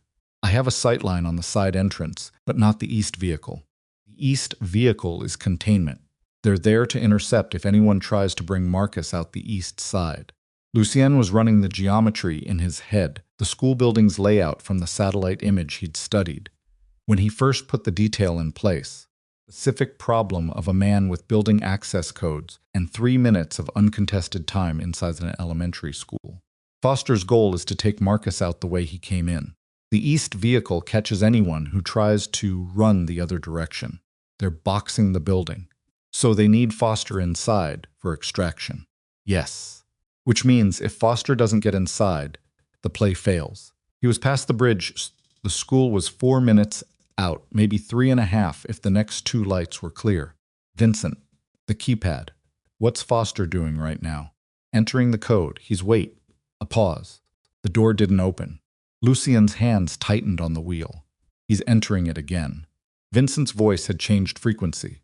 Something tighter moving through it now. "Lucien, the door isn't opening." Someone changed the codes. It came to him all at once, not his people, not Vincent, but the school itself, the standard security protocol that any elementary school with a functioning administration would have. which was that access codes rotated on a schedule. What day does that school rotate their access codes? A different voice entered the line, Garrett, now in the network. 3 vehicles inbound from different directions. First and third Wednesday of every month, Garrett said. I'm looking at the school's security documentation right now. Code rotation is automated, midnight. First and third Wednesday. Today was the third Wednesday of December. Cassian's people had planned this for last Wednesday. They'd moved the timeline up by a week when Lucien had appeared to be closing in, and in doing so, they'd moved it into a code rotation date that Foster's pre-obtained codes couldn't accommodate. Can't get in, Lucien said. He's on his phone now, Vincent said. Making a call. He looks he's not happy. He's calling Cassian. He's going to abort or find another way in. 2 minutes out. Vincent, the moment Foster steps back from that entrance, he's going to regroup with the east vehicle. They'll either abort fully or wait for school dismissal and take Marcus in the open. Don't let those 2 vehicles meet up. I'm one person. I'm 90 seconds out. Hold. He came off the last turn onto the school's street at a speed that put 2 wheels briefly off the pavement, and he corrected without thinking, and then the school building was in front of him, brick facade, chain-link fence, parking structure on his left, and he could see Foster standing back from the keypad, phone pressed to his ear, and 2 men flanking him with the posture of people who are reassessing a situation they'd considered controlled. He stopped the car in the middle of the street. He got out. Foster saw him. A single frozen moment, 40 feet of cold December pavement between them, both men doing the calculation simultaneously, and then Foster made his decision, said something to his 2 men, and they moved, not running but fast, back toward the east side where the second vehicle waited. Lucien went after them at a full run. He hit Vincent's number. They're coming to your side. East vehicle. I need you on the east vehicle now. He rounded the corner of the building. Vincent had the east vehicle blocked with his own car, positioned sideways across the narrow service lane. The front quarter panel crumpled against the brick wall, and he was standing beside the blockade, with the particular expression of a man who has committed to something and is not reconsidering it. Foster's 2 men came around the corner and stopped when they saw the sealed lane. 4 of Cassian's people in the service lane. Vincent at the blockade. Lucien coming in from the west corner. But Foster was not among them. Lucien registered that in the first second Foster had split off, had used the confrontation at the corner as cover to go somewhere else, and his stomach dropped with the specific cold weight of a man who has just realized the board he was reading was not the actual board. Where's Foster? He said. The thick man in the center of the 4 said nothing. His eyes were doing the threat assessment. Lucien, Vincent, the sealed lane, the math of the situation, and he was arriving at the correct conclusion, slowly. Garrett's vehicles came in from both ends of the lane, simultaneously, and the math resolved itself, and the 4 men put their hands up with the resigned professionalism of people who understood they were on the wrong side of an arithmetic problem. Lucien was already moving back around the perimeter. His phone was ringing. Vincent calling back, and he answered at a run. Foster isn't with them. I see him, Vincent said, and the quality of his voice changed, in the specific way that meant the situation had changed and not for the better. He's at the front entrance. He's at the intercom. Front entrance. The main intercom. Where a man in a plain coat could stand in the cold and speak through a speaker and perform the specific normalcy of a concerned parent, and where a school administrator making split-second decisions at 9 in the morning might make the wrong one. Lucien was already running back around the building's front face. He saw Foster at the intercom panel, back to him, speaking in the low, controlled register of a man doing the performance of his professional life. And beside Foster, this was the thing that hit Lucien like a physical impact, that stopped his stride for a single beat before he corrected and kept moving, was a woman. Not one of Cassian's people. An ordinary woman, mid-40s, school's lanyard around her neck. And she was holding the front door open from the inside, and her face had the specific expression of someone who has been given a story, she believes. She was a teacher, or an aide, someone who worked in the building, someone Foster had identified and approached in the parking lot before the operation began, someone he'd given a version of events to a story about a sick child, an emergency A grandfather who needed to see his grandson right now, and she had believed him, and she was holding the door. Lucien had 4 seconds. He covered the 40 feet at a speed that had nothing controlled in it, and he hit Foster from behind with the full weight of a man running at maximum effort, and Foster and the door and the entryway all happened at once in a collision that was loud and ugly and sent the teacher stumbling backward into the school's front hallway with a sound she would describe later as like a car accident. Foster turned in the entryway, faster than Lucien's body was ready for at this range, and drove his elbow back into Lucien's left cheekbone with the practiced efficiency of someone who had been trained to end close quarters encounters quickly. White, pure white, behind his left eye, and then red, and then the pain arriving like something structural had shifted. Lucien took it and drove forward anyway. They went through the school's front entrance and into the hallway in a struggling tangle of coats and effort, and the teacher was pressed against the wall, screaming, and somewhere down the hallway a door opened and a face appeared and then disappeared. And the fluorescent lights of an elementary school hallway at 9 in the morning are a specific and surreal backdrop for the kind of violence that was happening beneath them. Foster was strong and technique trained and fought with the economy of a man who did this professionally and knew which 3 moves ended most situations quickly. He got a grip on Lucien's right wrist and rotated, using the momentum of Lucien's forward push against him. And Lucien went into the hallway wall hard enough that the breath left his body in a single compressed burst, and the world tilted. His vision grayed at the edges. He breathed. He pushed off the wall. Foster was going down the hallway, going deeper into the building. He was still going to do it. The codes hadn't worked. The side entrance had failed. The east vehicle was contained. And Foster was still going to try to find Marcus inside the building and walk out with him through whatever exit remained. Because that was the job, and Foster was the specific kind of professional who did not abandon jobs. Lucien went after him. His ribs were making a sound on his left side that he registered as information and filed. The cheekbone was pulsing with a rhythm that matched his heartbeat, and his heartbeat was too high, but that was also just information. He ran down the hallway, passing classroom doors with small paper decorations, the specific visual language of an elementary school, that was entirely incompatible with what was moving through it. And ahead of him, Foster was going fast, head down, purposeful. A door opened 30 feet ahead. A man stepped into the hallway security guard, building staff, someone who had received a radio call and had come from wherever building security came from in a school this size. And Foster hit him without breaking stride. Single sharp movement that took the man off his feet and into the wall, and Lucien jumped the man's legs as he fell, and kept running. His left cheekbone had begun to affect his vision on that side. Not blackout, not that bad, but a blurring at the periphery that meant the swelling was moving faster than he'd like. He blinked hard, twice, and kept his eyes on Foster's back and kept running. The hallway ended in a T-junction, and Foster went right, and Lucien went right, and the junction opened into a wider corridor, the main artery of the school. Could tell from the larger crowd of lockers and the gym doors at the far end. And at the far end of the corridor was a door marked Exit in green, a push-bar door that led to the east side of the building. And in the east side of the building, there was no longer a vehicle because Garrett's people had contained it. But Foster didn't know that. Foster was operating on the plan he'd built before the plan had started failing, and the exit door was his objective. Lucien had perhaps 15 feet of distance to close. His body was running at the absolute edge of what it had available. 58 years old, and 3 dads of choices that had not prioritized cardio were being accounted for in real time, and the accounting was expensive. He breathed through the pain in his ribs and pushed through the peripheral blur and covered the 15 feet with everything he had left. He caught Foster 6 feet from the exit door. He didn't have the angle for a clean takedown. His approach was too direct. Too much momentum on one line, so if he did the only thing the geometry permitted, which was to grab Foster's collar with both hands and use his own forward weight as a pivot.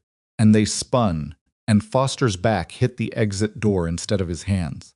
And the push bar engaged, and they went through the door together and out into the cold December air of the east side of the school building.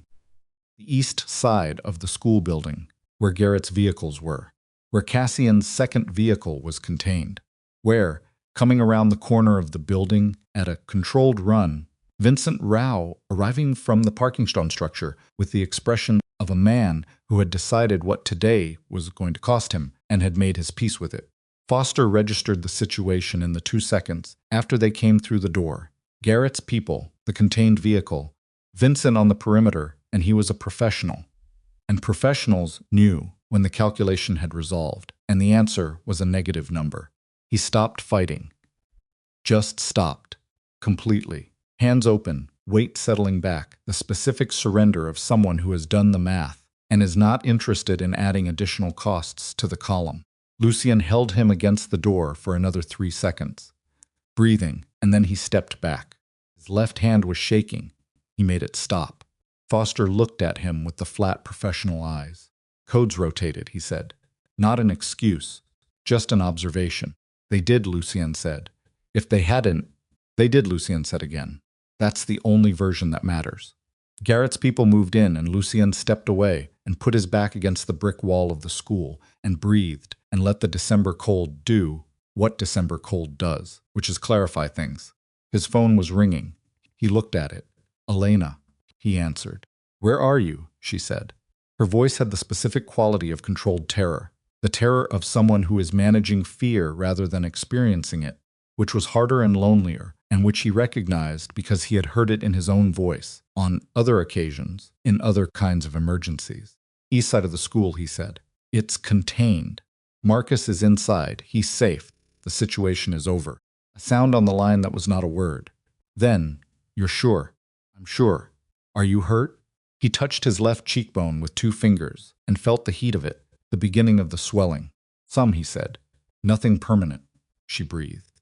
I've been watching the camera feed from the front entrance. Teacher, the woman who opened the door, she was deceived. She's not in any trouble. She's sitting in the front office right now. Elena's voice tightened. She's crying. I know. Someone should stay with her until she's ready to go home. I'm already Lucien, I called her. I called the school as soon as I saw what was happening on the camera. I told the principal what was going on. Pause. I probably should have called the police instead.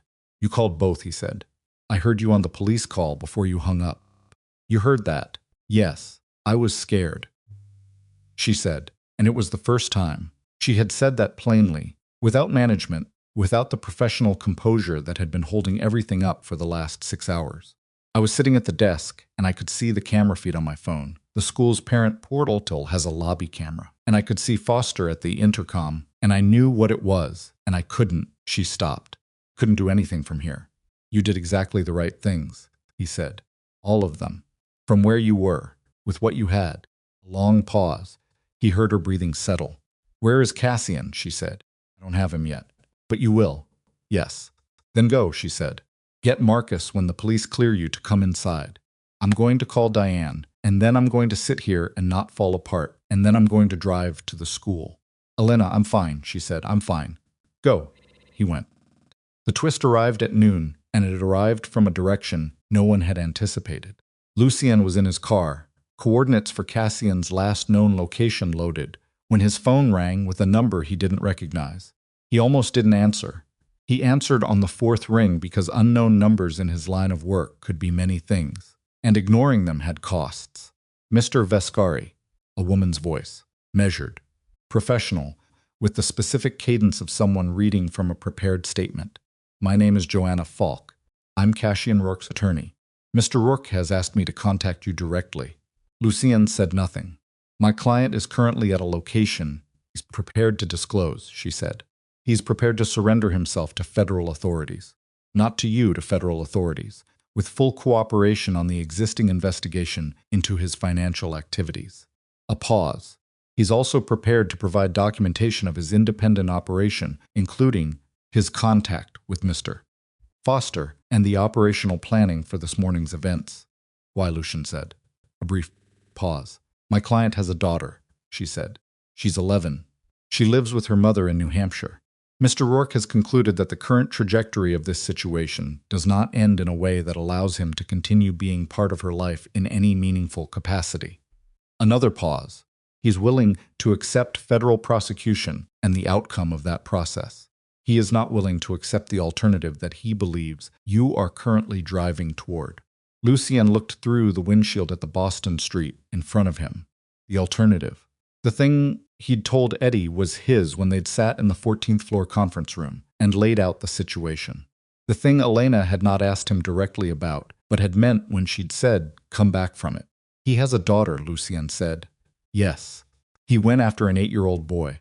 The attorney was quiet for a moment. "Yes," she said. "He's aware of that. He doesn't ask you to consider it a canceling factor.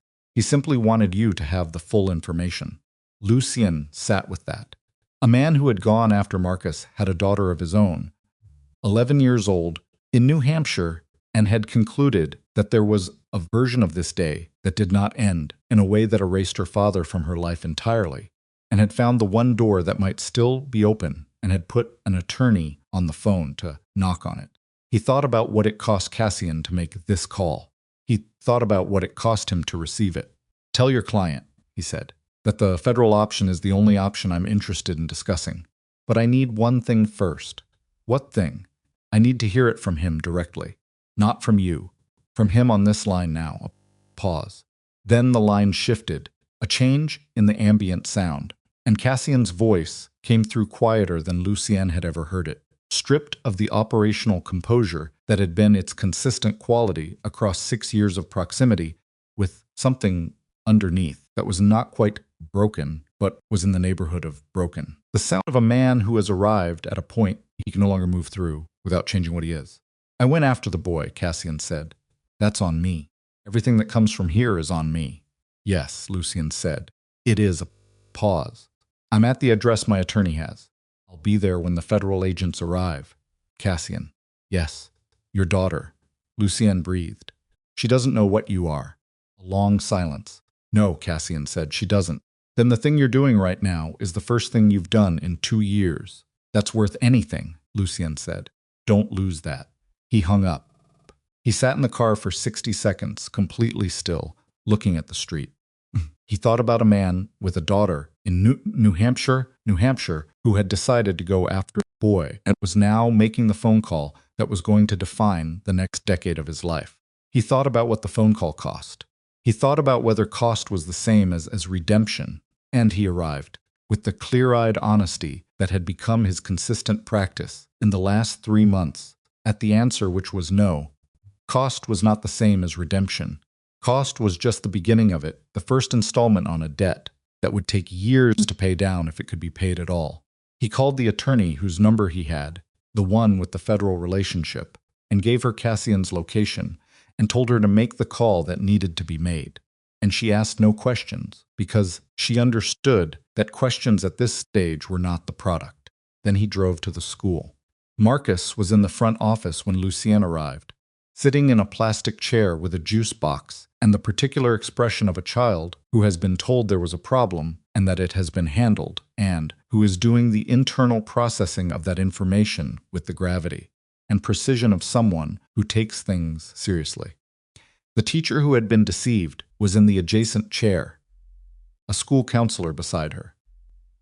And she looked at Lucien when he walked in with an expression that moved through several things quickly before settling on something complicated. He nodded to her. She looked away. Vincent was by the door. He looked at Lucien's cheekbone, and then at the rest of him, and did the fast trage of a man assessing damage, and then he looked back at the room and said nothing, because nothing was the correct response. Lucien sat in the plastic chair beside Marcus. Marcus looked at him. He looked at the cheekbone. He looked at the juice box in his hand. He held it out. Lucien looked at it. "That's yours," he said. "You look like you need it more," Marcus said. He took the juice box. He drank from it. It was apple juice, room temperature, the specific sweetness of the cheap kind that schools provided in bulk, and he drank it, and it was. He thought with the precise clarity of a man who has just survived something and is very conscious of being alive. One of the better things he had tasted in a very long time. "Are you okay?" Marcus said. "Yes," Lucien said. "You don't look okay. I'll look better tomorrow." Marcus considered that. "My aunt is coming," he said. "I know. She called me. She said to stay here and she'd be here in 20 minutes. He looked at the door. "Been 18 Minutes. Then she has 2 minutes, Lucien said. They sat together in the plastic chairs in the school's front office, and the apple juice was gone, and the fluorescent lights were the specific, unremarkable light of institutional spaces, and outside the front windows, the December afternoon was going. Flat and gray, and Lucien Vescari sat in a plastic chair in an elementary school, and felt with a precision and totality that surprised him, exactly where he was and why it mattered, and what he was prepared to do to keep it. The front door opened at minute 19. Elena came in fast, tan coat and cracked shoe, and the library bag still on her shoulder, because she hadn't stopped to put it down. And she crossed the office in 4 steps, and Marcus stood up, and she pulled him against her with both arms and held on. And Marcus, who was 8 years old and had been performing composure for the last 2 hours, with the determined effort of a child who had decided he was not going to be frightened by something and he didn't fully understand, made a sound against her shoulder that was small and muffled and entirely honest. She held him. Lucien looked at the window. He gave them the moment which was theirs. And then he heard Elena say something low and specific into Marcus's hair, and heard Marcus reply with the muffled indignation of a child who has been told something reassuring and finds the reassurance slightly condescending, but accepts it anyway. And then the moment had passed into the next one. Elena looked up. She looked at Lucien, at his face, at the cheekbone, at the accumulated evidence of the morning on him, and she looked for a long time without saying anything. And what moved across her face in that time was not one thing but several, arriving in sequence, relief, and grief, and anger, and something else that she had not yet decided what to call. Cash, she said. Handled, he said, federally. Done. She held his eyes.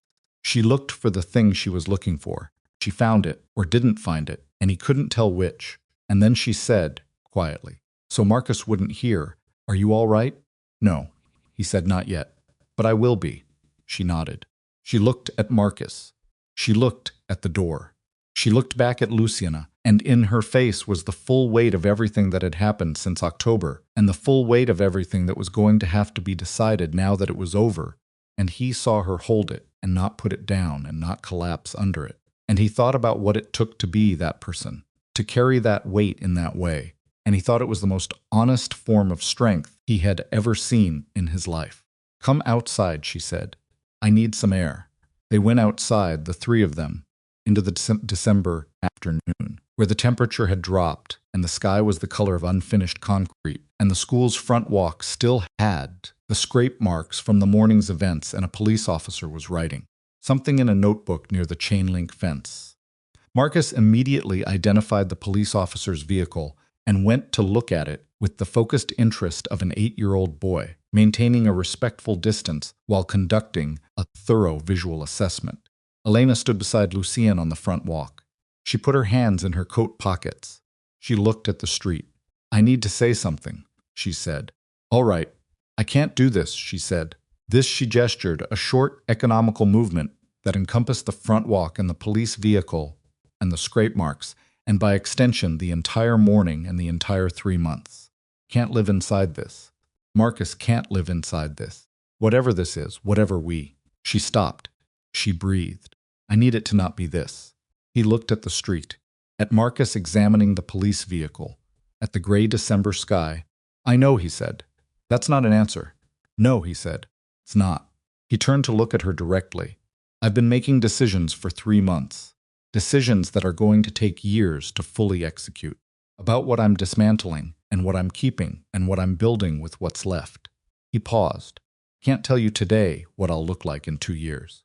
I can tell you what direction I'm walking, but I can't guarantee the destination." She looked at him. "That's still not an answer. It's the only honest one I have." She was quiet.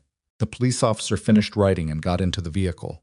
Marcus tracked it with his eyes as it pulled away from the curb, watching it go with the focused attention of someone, watching something he finds interesting and isn't pretending otherwise. "You need time," Lucien said, "to see what the direction produces, to decide what it means." "Yes, then take it," he said. "I'll be here." She looked at him for a long moment, at the cheekbone and the honesty behind his eyes, and the man who had sat in a plastic chair in a school office, and shared a juice box with her 8-year-old nephew, and had not flinched from a single thing she'd asked of him, And whatever she was calculating in that look, she calculated it and put it away for later and turned back to the street. "Marcus," she said. "Let's go." Marcus came away from the curb. He looked at Lucienne. "Tuesday?" he said. Lucienne looked at Elena. She didn't say yes. She didn't say no. She looked at the gray December sky and then back at the street, and the expression on her face was the expression of a woman who has not yet decided and knows it and is not pretending otherwise, which was, Lucienne thought, the most Elena thing she had ever done. "Tuesday," he said to Marcus. Marcus nodded with the finality of someone who has logged the commitment and considers the matter settled, and walked to the Honda Civic, and Elena followed him, and the car door closed, and the engine started, and Lucienne stood on the front walk of an elementary school in December and watched them pull away from the curb, held, in the exact center of his chest, the specific weight of everything that was not yet decided and everything that was. Tuesday, he thought. He would be there on Tuesday, and so would she. And between now and then something would shift, or nothing would shift, or they would both find out that the distance between who he had been and who he was choosing to become was traversable, after all, or they would find that it wasn't, and either way the choosing would have been real, and the choosing was the part that was entirely his, which was the first thing in 31 years that he had built, that no one else had made possible, and no one else could take away. He stood on the walk until the Honda Civic turned the corner and disappeared. Then he went back inside to finish what the morning required. He stood on the walk until the Honda Civic turned the corner and disappeared. And then he stood there a little longer, because the corner where it had turned was just a corner now, and the street and Boston was just a street. December had no interest in the emotional states of the people moving through it, which was, he had always found, one of the city's more honest qualities. His cheek-bone had moved past pulsing into a steady, consolidated pain that was going to get worse before it got better. He knew this the way you know things about your body after 58 years of occupying it, not as a surprise, but as a confirmed forecast. He pressed 2 fingers against the swelling, gauged the temperature of the skin, and concluded that he had probably 3 hours before the eye on that side became unreliable. He went back inside. The police conversation took 90 minutes. He sat across from 2 detectives in the school's conference room, the room with the laminate classroom rules on the wall, and the construction paper, turkeys from November, still pinned to the bulletin board. And he answered what he answered, and his attorney, who had arrived 22 minutes in, handled the rest with the practiced efficiency of a man who had sat in many rooms like this one, and understood that the correct amount of cooperation was a precise and calibrated thing, neither too much nor too little. The teacher who had been deceived her name, he learned, was Patricia Voss, and she had worked at the school for 14 years, and coached the girls' soccer team, and was, by every available indicator, exactly what she appeared to be, was interviewed separately. He heard her voice through the conference room wall. At one point, the specific sound of a person recounting something frightening while trying to remain composed, and the sound of it sat in his chest in a place that had nothing to do with operational assessment. Before he left, he asked the officer coordinating the scene if he could speak to her. The officer looked at him with the expression of someone doing a calculation. "Why?" he said. "Because someone used her," Lucienne said, "and she should hear from me directly that it wasn't her fault." Another look. "She's in the front office. Keep it brief." She was sitting in the plastic chair where Marcus had been, the school counselor gone now, a paper cup of coffee in her hands that she was holding rather than drinking. She looked up when he came in. She looked at his face, at the cheekbone, at the rest of him, and then she looked at the coffee cup. "I'm not going to pretend I know what you're involved in," she said. Her voice was steady way of a person who has cried and finished and arrived at the flat country on the other side of it. "I don't want to know." "That's fair," he said. "He told me his grandson was having a medical episode inside. He showed me a photograph." She looked up. Her eyes were red, but her jaw was set. "He had a photograph." "He's a professional," Lucienne said. "He was very good at his job. What he did this morning, that was not a reflection of your judgment. It was a reflection of his skill." She looked at him for a moment. "The boy safe?" "Yes, he's with his aunt. He's completely fine." She nodded. She looked at the coffee cup again. "I've been at this school 14 years, she said. "I've never nothing like this, as ever I know. I opened the door, she said.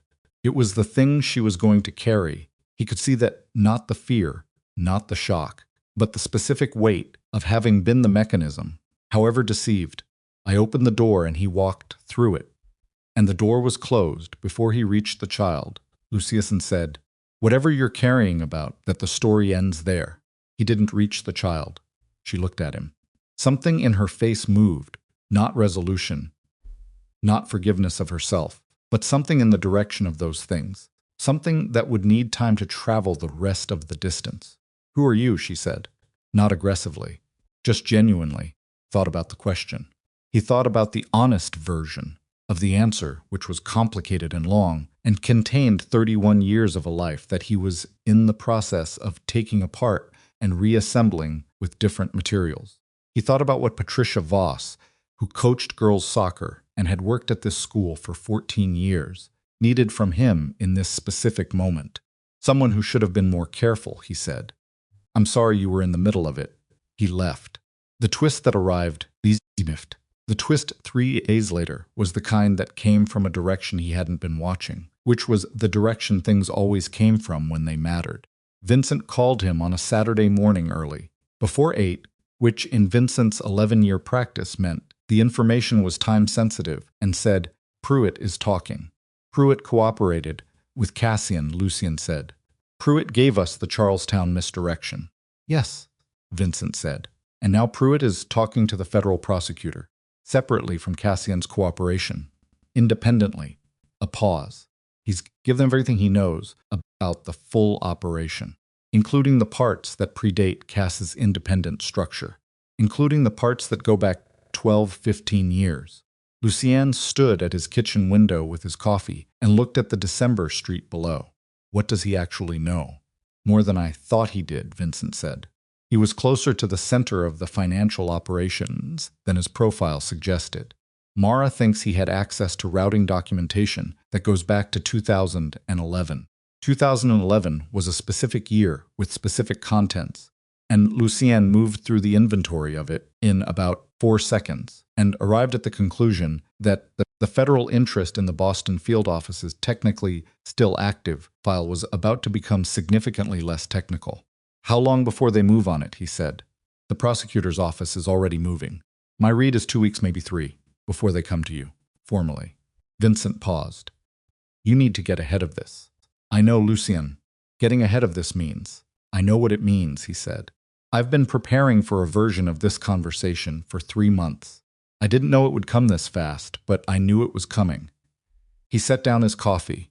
"Call the attorney. Tell her it's time for the conversation we discussed in November. The one where you—" "Yes," he said. "That one." He hung up. He stood at the window for a while longer, watching the Saturday morning street, a woman walking a dog, a man in a heavy coat carrying groceries, the ordinary visible surface of a city that had no idea what moved underneath it. The conversation he'd discussed with his attorney in November had been the contingency conversation, the one about what full and voluntary cooperation with federal authorities looked like in practice, about what it cost and what it produced and what remained on the other side of it. It was the conversation of a man who had been thinking clearly about his situation and had concluded that the only version of the future worth building was one that didn't require hiding, and that the cost of that conclusion was going to be substantial and specific and personal, and there was no version where it wasn't. He had been preparing for it. That didn't make it small, but he had been preparing for it, which meant when it arrived he did not have to decide. He only had to act. He called the attorney.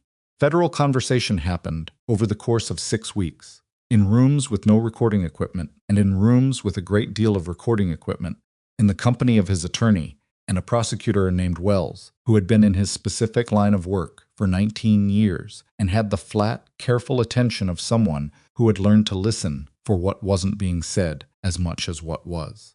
Wells was fair. Lucian had not expected fair, he had expected adversarial, which was the appropriate posture for a federal prosecutor. But Wells was a precise kind of fair, the fairness of someone who understood that the goal was accuracy, and that accuracy required both parties to be honest about what they knew and what they were offering. What Lucian offered was comprehensive and in certain respects historic, covering 15 years of financial operations organizational structure, and the specific mechanics of how a criminal enterprise sustained itself inside a legitimate business framework. Some of what he offered had been known in outline and was now confirmed in detail. Some of it was new, and Wells received the new parts with the focused attention of someone taking careful notes for a very long examination. What Lucien received in return was complicated and imprecise and would take years to fully resolve because federal legal processes were not designed for speed, and the things being addressed were not simple. The direction of it was clear, and the direction was the thing he'd committed to, which was honesty about what he'd been, and structured accountability for what that meant. His legitimate holdings were reviewed. Some were returned to him in modified form. Some were not. The construction company survived in a restructured iteration. The restaurant groups were sold, cleanly, at fair market value. Commercial real estate portfolio was divided, with certain properties disposed of, and others retained under conditions that Mara managed with the methodical precision of someone who understood that the details of these things were where everything actually lived. He was not incarcerated. That was the thing people would find hardest to understand from the outside, and it was the thing that Wells had been most precise about in their initial conversations, the specific value of voluntary, comprehensive, proactive cooperation, and the specific legal mechanisms by which that value was recognized. It was not a clean outcome. It was not a triumphant one. He wore the weight of it the way you wear something that is correctly fitted, which is without comfort, but with acceptance of the necessity. Cassian received 7 years. That was the number that arrived in February, in a proceeding Lucien was not present for, but which Vincent attended and reported on, with the specific economy of someone who knew what mattered and what didn't. 7 years, federal facility, with the terms of his cooperation, reflected in the sentencing, in ways that his attorney had negotiated carefully. He would be 55 when he came out. His daughter would be 18. Whether he became someone different on the other side of that was a question only the years could answer, and it was not Lucien's question to hold. Foster received 4 years, which was the arithmetic of cooperation rendered in concrete terms, and the specific relief of a man who had looked at the alternative and made the practical choice.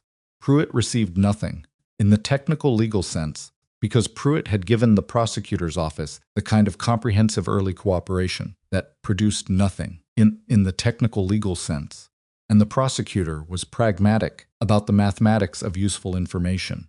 The second twist arrived in March, and it was the one Lucien had not built any contingency for, because it was not the kind of thing you built contingencies for.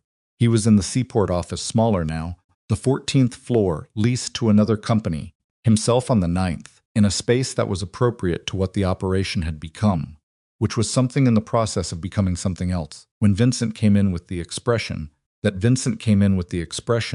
the information was not bad, but was unexpected, which was a different face than the one for bad.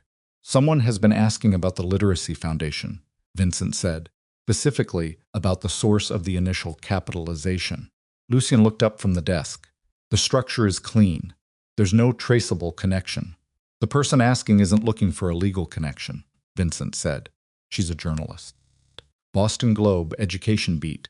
She's been following the Foundation's grant patterns, the Roslindale renovation, the 3 Roxbury branches, the coordinator positions.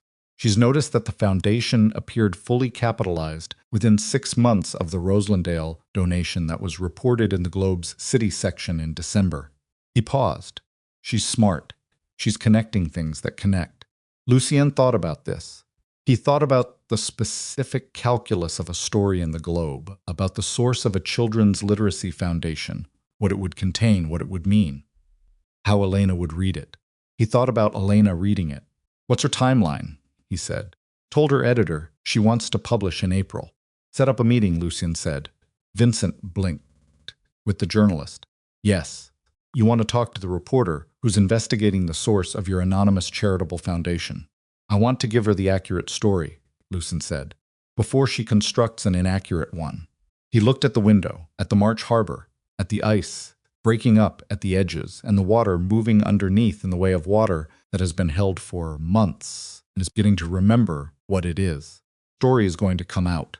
It's going to come out in some form, regardless of what I do. I'd rather it come out accurately. Accurately, Vincent said carefully, means your name is attached to the foundation. Yes. Which means Elena Whitlock's name is attached to the reason for it. I know. Have you told her that's coming? He hadn't. He knew he needed to.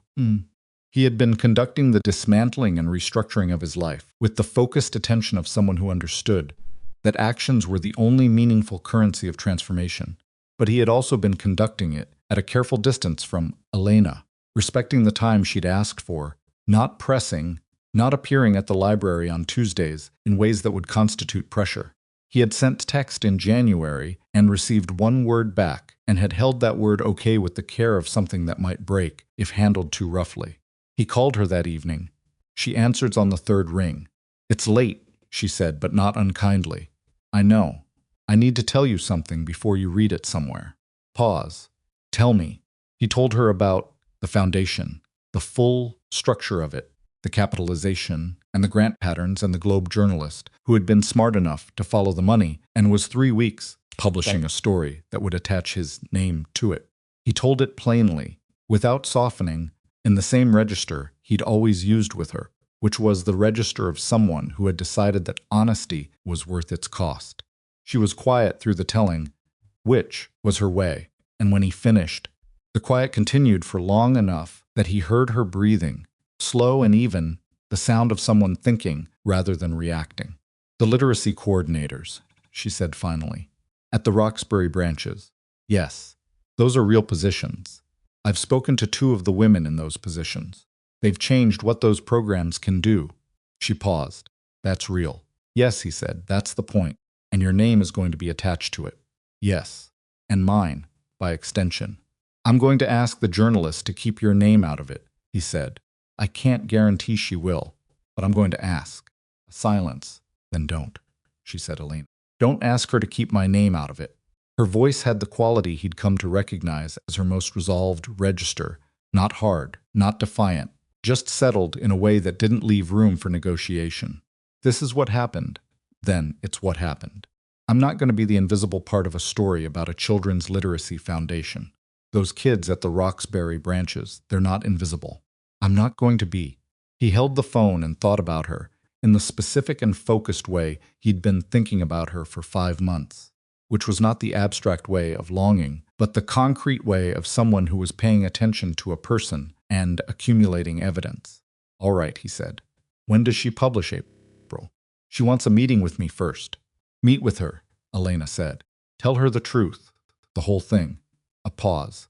You're good at that now. He didn't know what to do with that, so he held it. How's Marcus? He said. He wants to know about ocean currents, she said, and the quality of her voice changed, warmed slightly, took on the particular tone she used when she was talking about him, fond and exasperated and entirely committed, all at once. Apparently, the documentary was formative. I could find him some books, Lucien said. That would Lucien? Yes. The spring celebration is the last Saturday in April. She said it the way she said things she'd decided, which was without preamble or qualification, just the thing itself. The library does it every year. Storytime, cookies, the whole production. A pause. Marcus would like you to come. He sat with that. He sat with the specific weight of what it meant, which was not an ending, and was not a resolution, and was not the clean arrival of something hoped for, but was something more real than any of those an invitation, extended by an 8-year-old who had decided that a man who shared his juice box and kept his word about Tuesdays was worth, including in a Saturday morning, and extended by his aunt, who had said, come back from it, and had been watching for 5 months to see what came back. Tell him I'll be there, Lucien said. I'll tell him. Another pause, smaller this time. Drive carefully. Always, he said, which was not true historically but was true now. And she knew the difference, and she let it stand.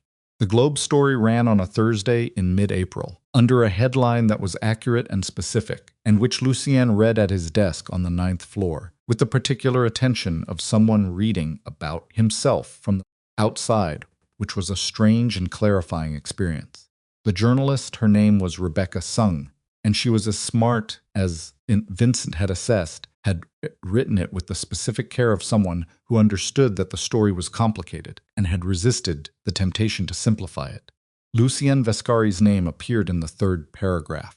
Elena Whitlock's name appeared in the ninth, in a sentence that described the Foundation's origin accurately and with appropriate context, and the sentence was not unkind. Elena called him that afternoon. "I've read it," she said. "How is it?" "Accurate," she said. "Strange to read, but accurate." A pause. Diane printed it out and put it in the staff room. "How do you feel about that?" "Complicated." She was quiet for a moment. "There are children in this story. Real children at real branches who are getting real coordinators. That's what I feel about it." Another pause. "The rest I'm still figuring out." "That seems right," he said. "Saturday," she said. "Last Saturday of April. Be there at 9:30. The storyteller starts at 10, and he takes it personally if anyone arrives after he starts." 9:30, he said. And Lucia. Her voice had shifted, dropped to the register she used when she was saying something she meant completely. "When you come Saturday, come as what you are now. Not what you were. What you are now," she breathed. "I need you to be that person when you walk through the door." "I know who I am," he said. "I know you do," she said. "I just wanted you to hear me say that I see it." He sat with that for a long time after she hung up. He sat with it the way he sat with the things that mattered, which was without rushing, without trying to resolve them into something smaller than they actually were. She saw it. Not the version he was performing, not the version he was trying to be the actual version. The one that was still in the process of becoming, that still had rough edges and unresolved questions and years of work ahead of it. She saw that version, and she was still saying Saturday at 9:30, and the storyteller takes it personally. He looked at the harbor from the 9th floor. The April harbor was a different thing from the December one, lighter, moved differently. The quality of the water changed by the season, in ways you couldn't articulate, but could feel. He'd been looking at this harbor from this building for years, and it had never looked like this exactly, and it would never look like this exactly again. Because that was what harbor water did. It was never the same water twice, regardless of how similar it appeared from the outside. He thought about the bus. He thought about October and rain, and a woman who had looked at him and seen a person who hadn't eaten and had done the small and obvious thing without making it into a moment. He thought about how completely he had not understood, sitting in that last row with the wax paper unfolding, what he was holding. Thought about what it was to be handed something you don't know the value of, and to spend the next months and years discovering incrementally and at cost exactly what it was worth. He thought about Marcus in a plastic chair, holding out a juice box with the matter-of-fact generosity of a child who had learned generosity from someone who practiced it every day of her life. He thought about apple juice, room temperature. He thought about what it cost to become a person worth what had been given to him. And he thought that the cost was real and not finished, and would continue to be real for a long time, and that this was not a reason not to pay it. It was, in fact, the only reason that mattered. He arrived at the Roslindale branch at 9:27 on the last Saturday of April. He parked the car, not the car he'd driven in December, a quieter one, a car that belonged to a man who was becoming something different, and he sat in it for a moment, looking at the library's brick facade, the windows with the spring decorations Marcus had told him about in a text 3 days ago at the door, with the small handwritten sign that said Spring Celebration, today all welcome. He had the Caro book under his arm. The third one, the one Elena had told him to keep when she'd handed it back across the desk in January. He'd finished it in February and had been waiting for the right moment to return it. And this was the right moment. And he knew it was the right moment because it felt like something that had been waiting to be completed was about to be completed. Not with the dramatic finality of an ending, but with the quiet click of a thing settling into its correct position. He got out of the car. The door of the library opened before he reached it, which was not something he'd expected, and Marcus stood in the doorway in the specific posture of someone who has been watching the parking area through the window for an indeterminate period and is not admitting to it. "You're early," Marcus said. "I'm 3 minutes early. Storyteller isn't here yet." "Then I'm right on time," Lucien said. Marcus looked at the book under his arm. "Is that the one you borrowed?" "Yes. You took a long time." It's a long book. Marcus considered this as acceptable and stepped back from the door. Lucien walked through it. The library was in the specific Saturday morning configuration he'd been imagining for 4 months. The children's section rearranged to face the storytelling corner. The cookie table against the far wall with its community-assembled contents. The golden retriever from the Marchetti family installed in his corner with his expression of tolerant dignity. Diane managing something near the periodicals. And the quality of light through the windows that was different from December and January and March. That was the particular April light of a city that has come through winter and is not yet taking anything for granted. Elena was at the desk. She looked up when he came through the door, and she looked at him with the look he'd been on the receiving end of since October, and there was something different in it now, not the cautious inventory of the early months, not the complicated grief and assessment of December and January, but something more present, more arrived, the look of a woman who has done the thinking she needed to do and has arrived somewhere that has ground under it. He walked to the desk. He put the Carrow book on the counter between them, picked it up. She looked at the spine, at the cover, at the wear on the pages from 5 months of handling. Scanned it. The computer made its sound. "You really did finish it," she said. "Told you I would. You told Marcus you'd come Tuesday, and then you didn't come for a week. It was different circumstances." "It was," she agreed. She set the book on the returns cart. She looked at him at the cheekbone, fully healed, no trace remaining of December. At the plain dark jacket, at the canvas bag, at the face she had been learning for 7 months with the careful attention she brought to things she valued. "You look different," she said. "From when?" "From October." From the bus, she tilted her head slightly. "The way you hold yourself. It's less like a man waiting for something to go wrong." He thought about that. "I'm working on it," he said. "I know." She looked at the storyteller's corner, where the man was now sitting up his stool with the unhurried confidence of someone who knew his material and wasn't concerned about the reception.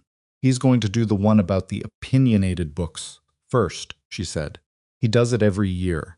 Marcus thinks it's beneath him now, but he always ends up closest to the front by the time it's over." "I'll find a seat in the back," Lucien said. "In case it's beneath me too." She looked at him with the thing that wasn't quite the smile, but was entirely in the neighborhood of it. San was the same thing he'd been watching for. Across the reference desk for 7 months, and it arrived now with the completeness it hadn't had before. A sense of something that had been held back being released. Not all at once, not without remainder, but genuinely. "There's a chair near the window," she said. "Marcus will find you." He went to the chair near the window. Marcus found him in approximately 90 seconds, arriving with 2 cookies and the casual authority of someone who has decided where people should sit and is enforcing it through the strategic deployment of baked goods. He handed Lucien a cookie, kept one, and sat in the adjacent chair with the matter-of-fact ease of a child who has made a decision about a person and is no longer in the deliberation phase. "The one about the books is pretty good," Marcus says, "even though I've heard it 4 times. 4 times, Lucien said. "He doesn't change it." Marcus bit his cookie. "That used to bother me. Now I think it's the point." Lucien looked at the child beside him, at the serious face and the careful eyes and the particular quality of his attention, which had his aunt's precision and his own particular gravity. And he thought about what it meant to be trusted by a person like this, not the blind trust of a child who doesn't know better, but the considered trust of a child who pays attention and has decided, on the basis of evidence, that you are worth the risk of trusting. He thought about what it cost to be that, what it would continue to cost. He thought that he was willing to pay it every day, for as long as the paying was required. The storyteller began. The children assembled. The retriever settled. The cookies diminished. And the April morning did what April mornings do, which is exist with the specific fullness of a season that is not taking anything for granted. Elena came to stand at the side wall at some point during the second story, the one about the library that had too many secrets, and Lucien was aware of her there, the way you are aware of a specific quality of light in a room, not intrusively, not demandingly, just present, reliably, in a way that made the room different from what it was without it. He didn't look over. She didn't look over. They were both watching the storyteller, watching the children, watching Marcus in the front row, who had migrated there by the second story without appearing to notice he'd done it.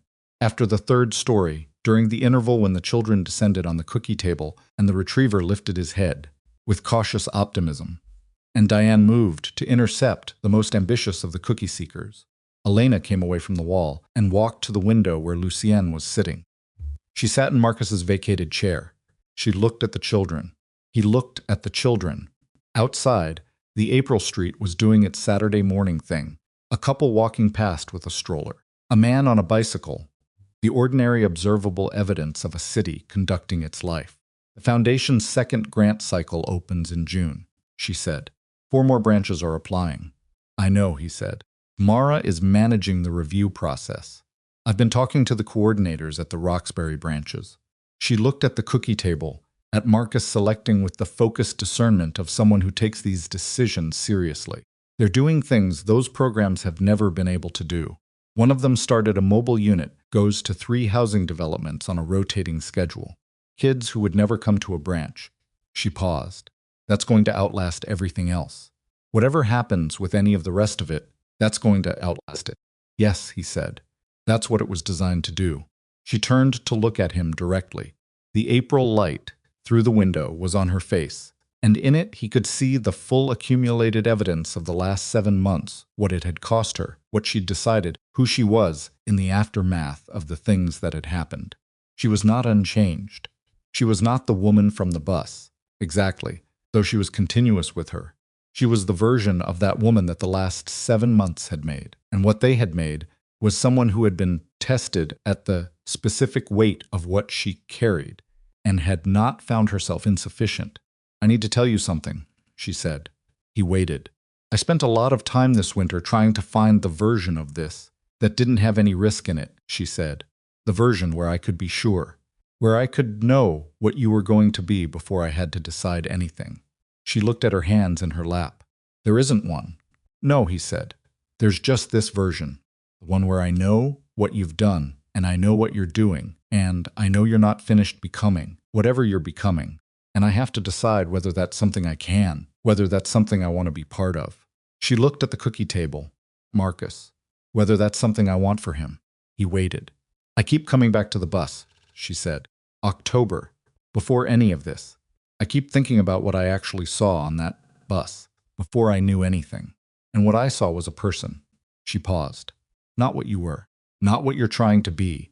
Just a person who hadn't eaten, who was in pain, who was trying very hard to feel nothing and not entirely succeeding.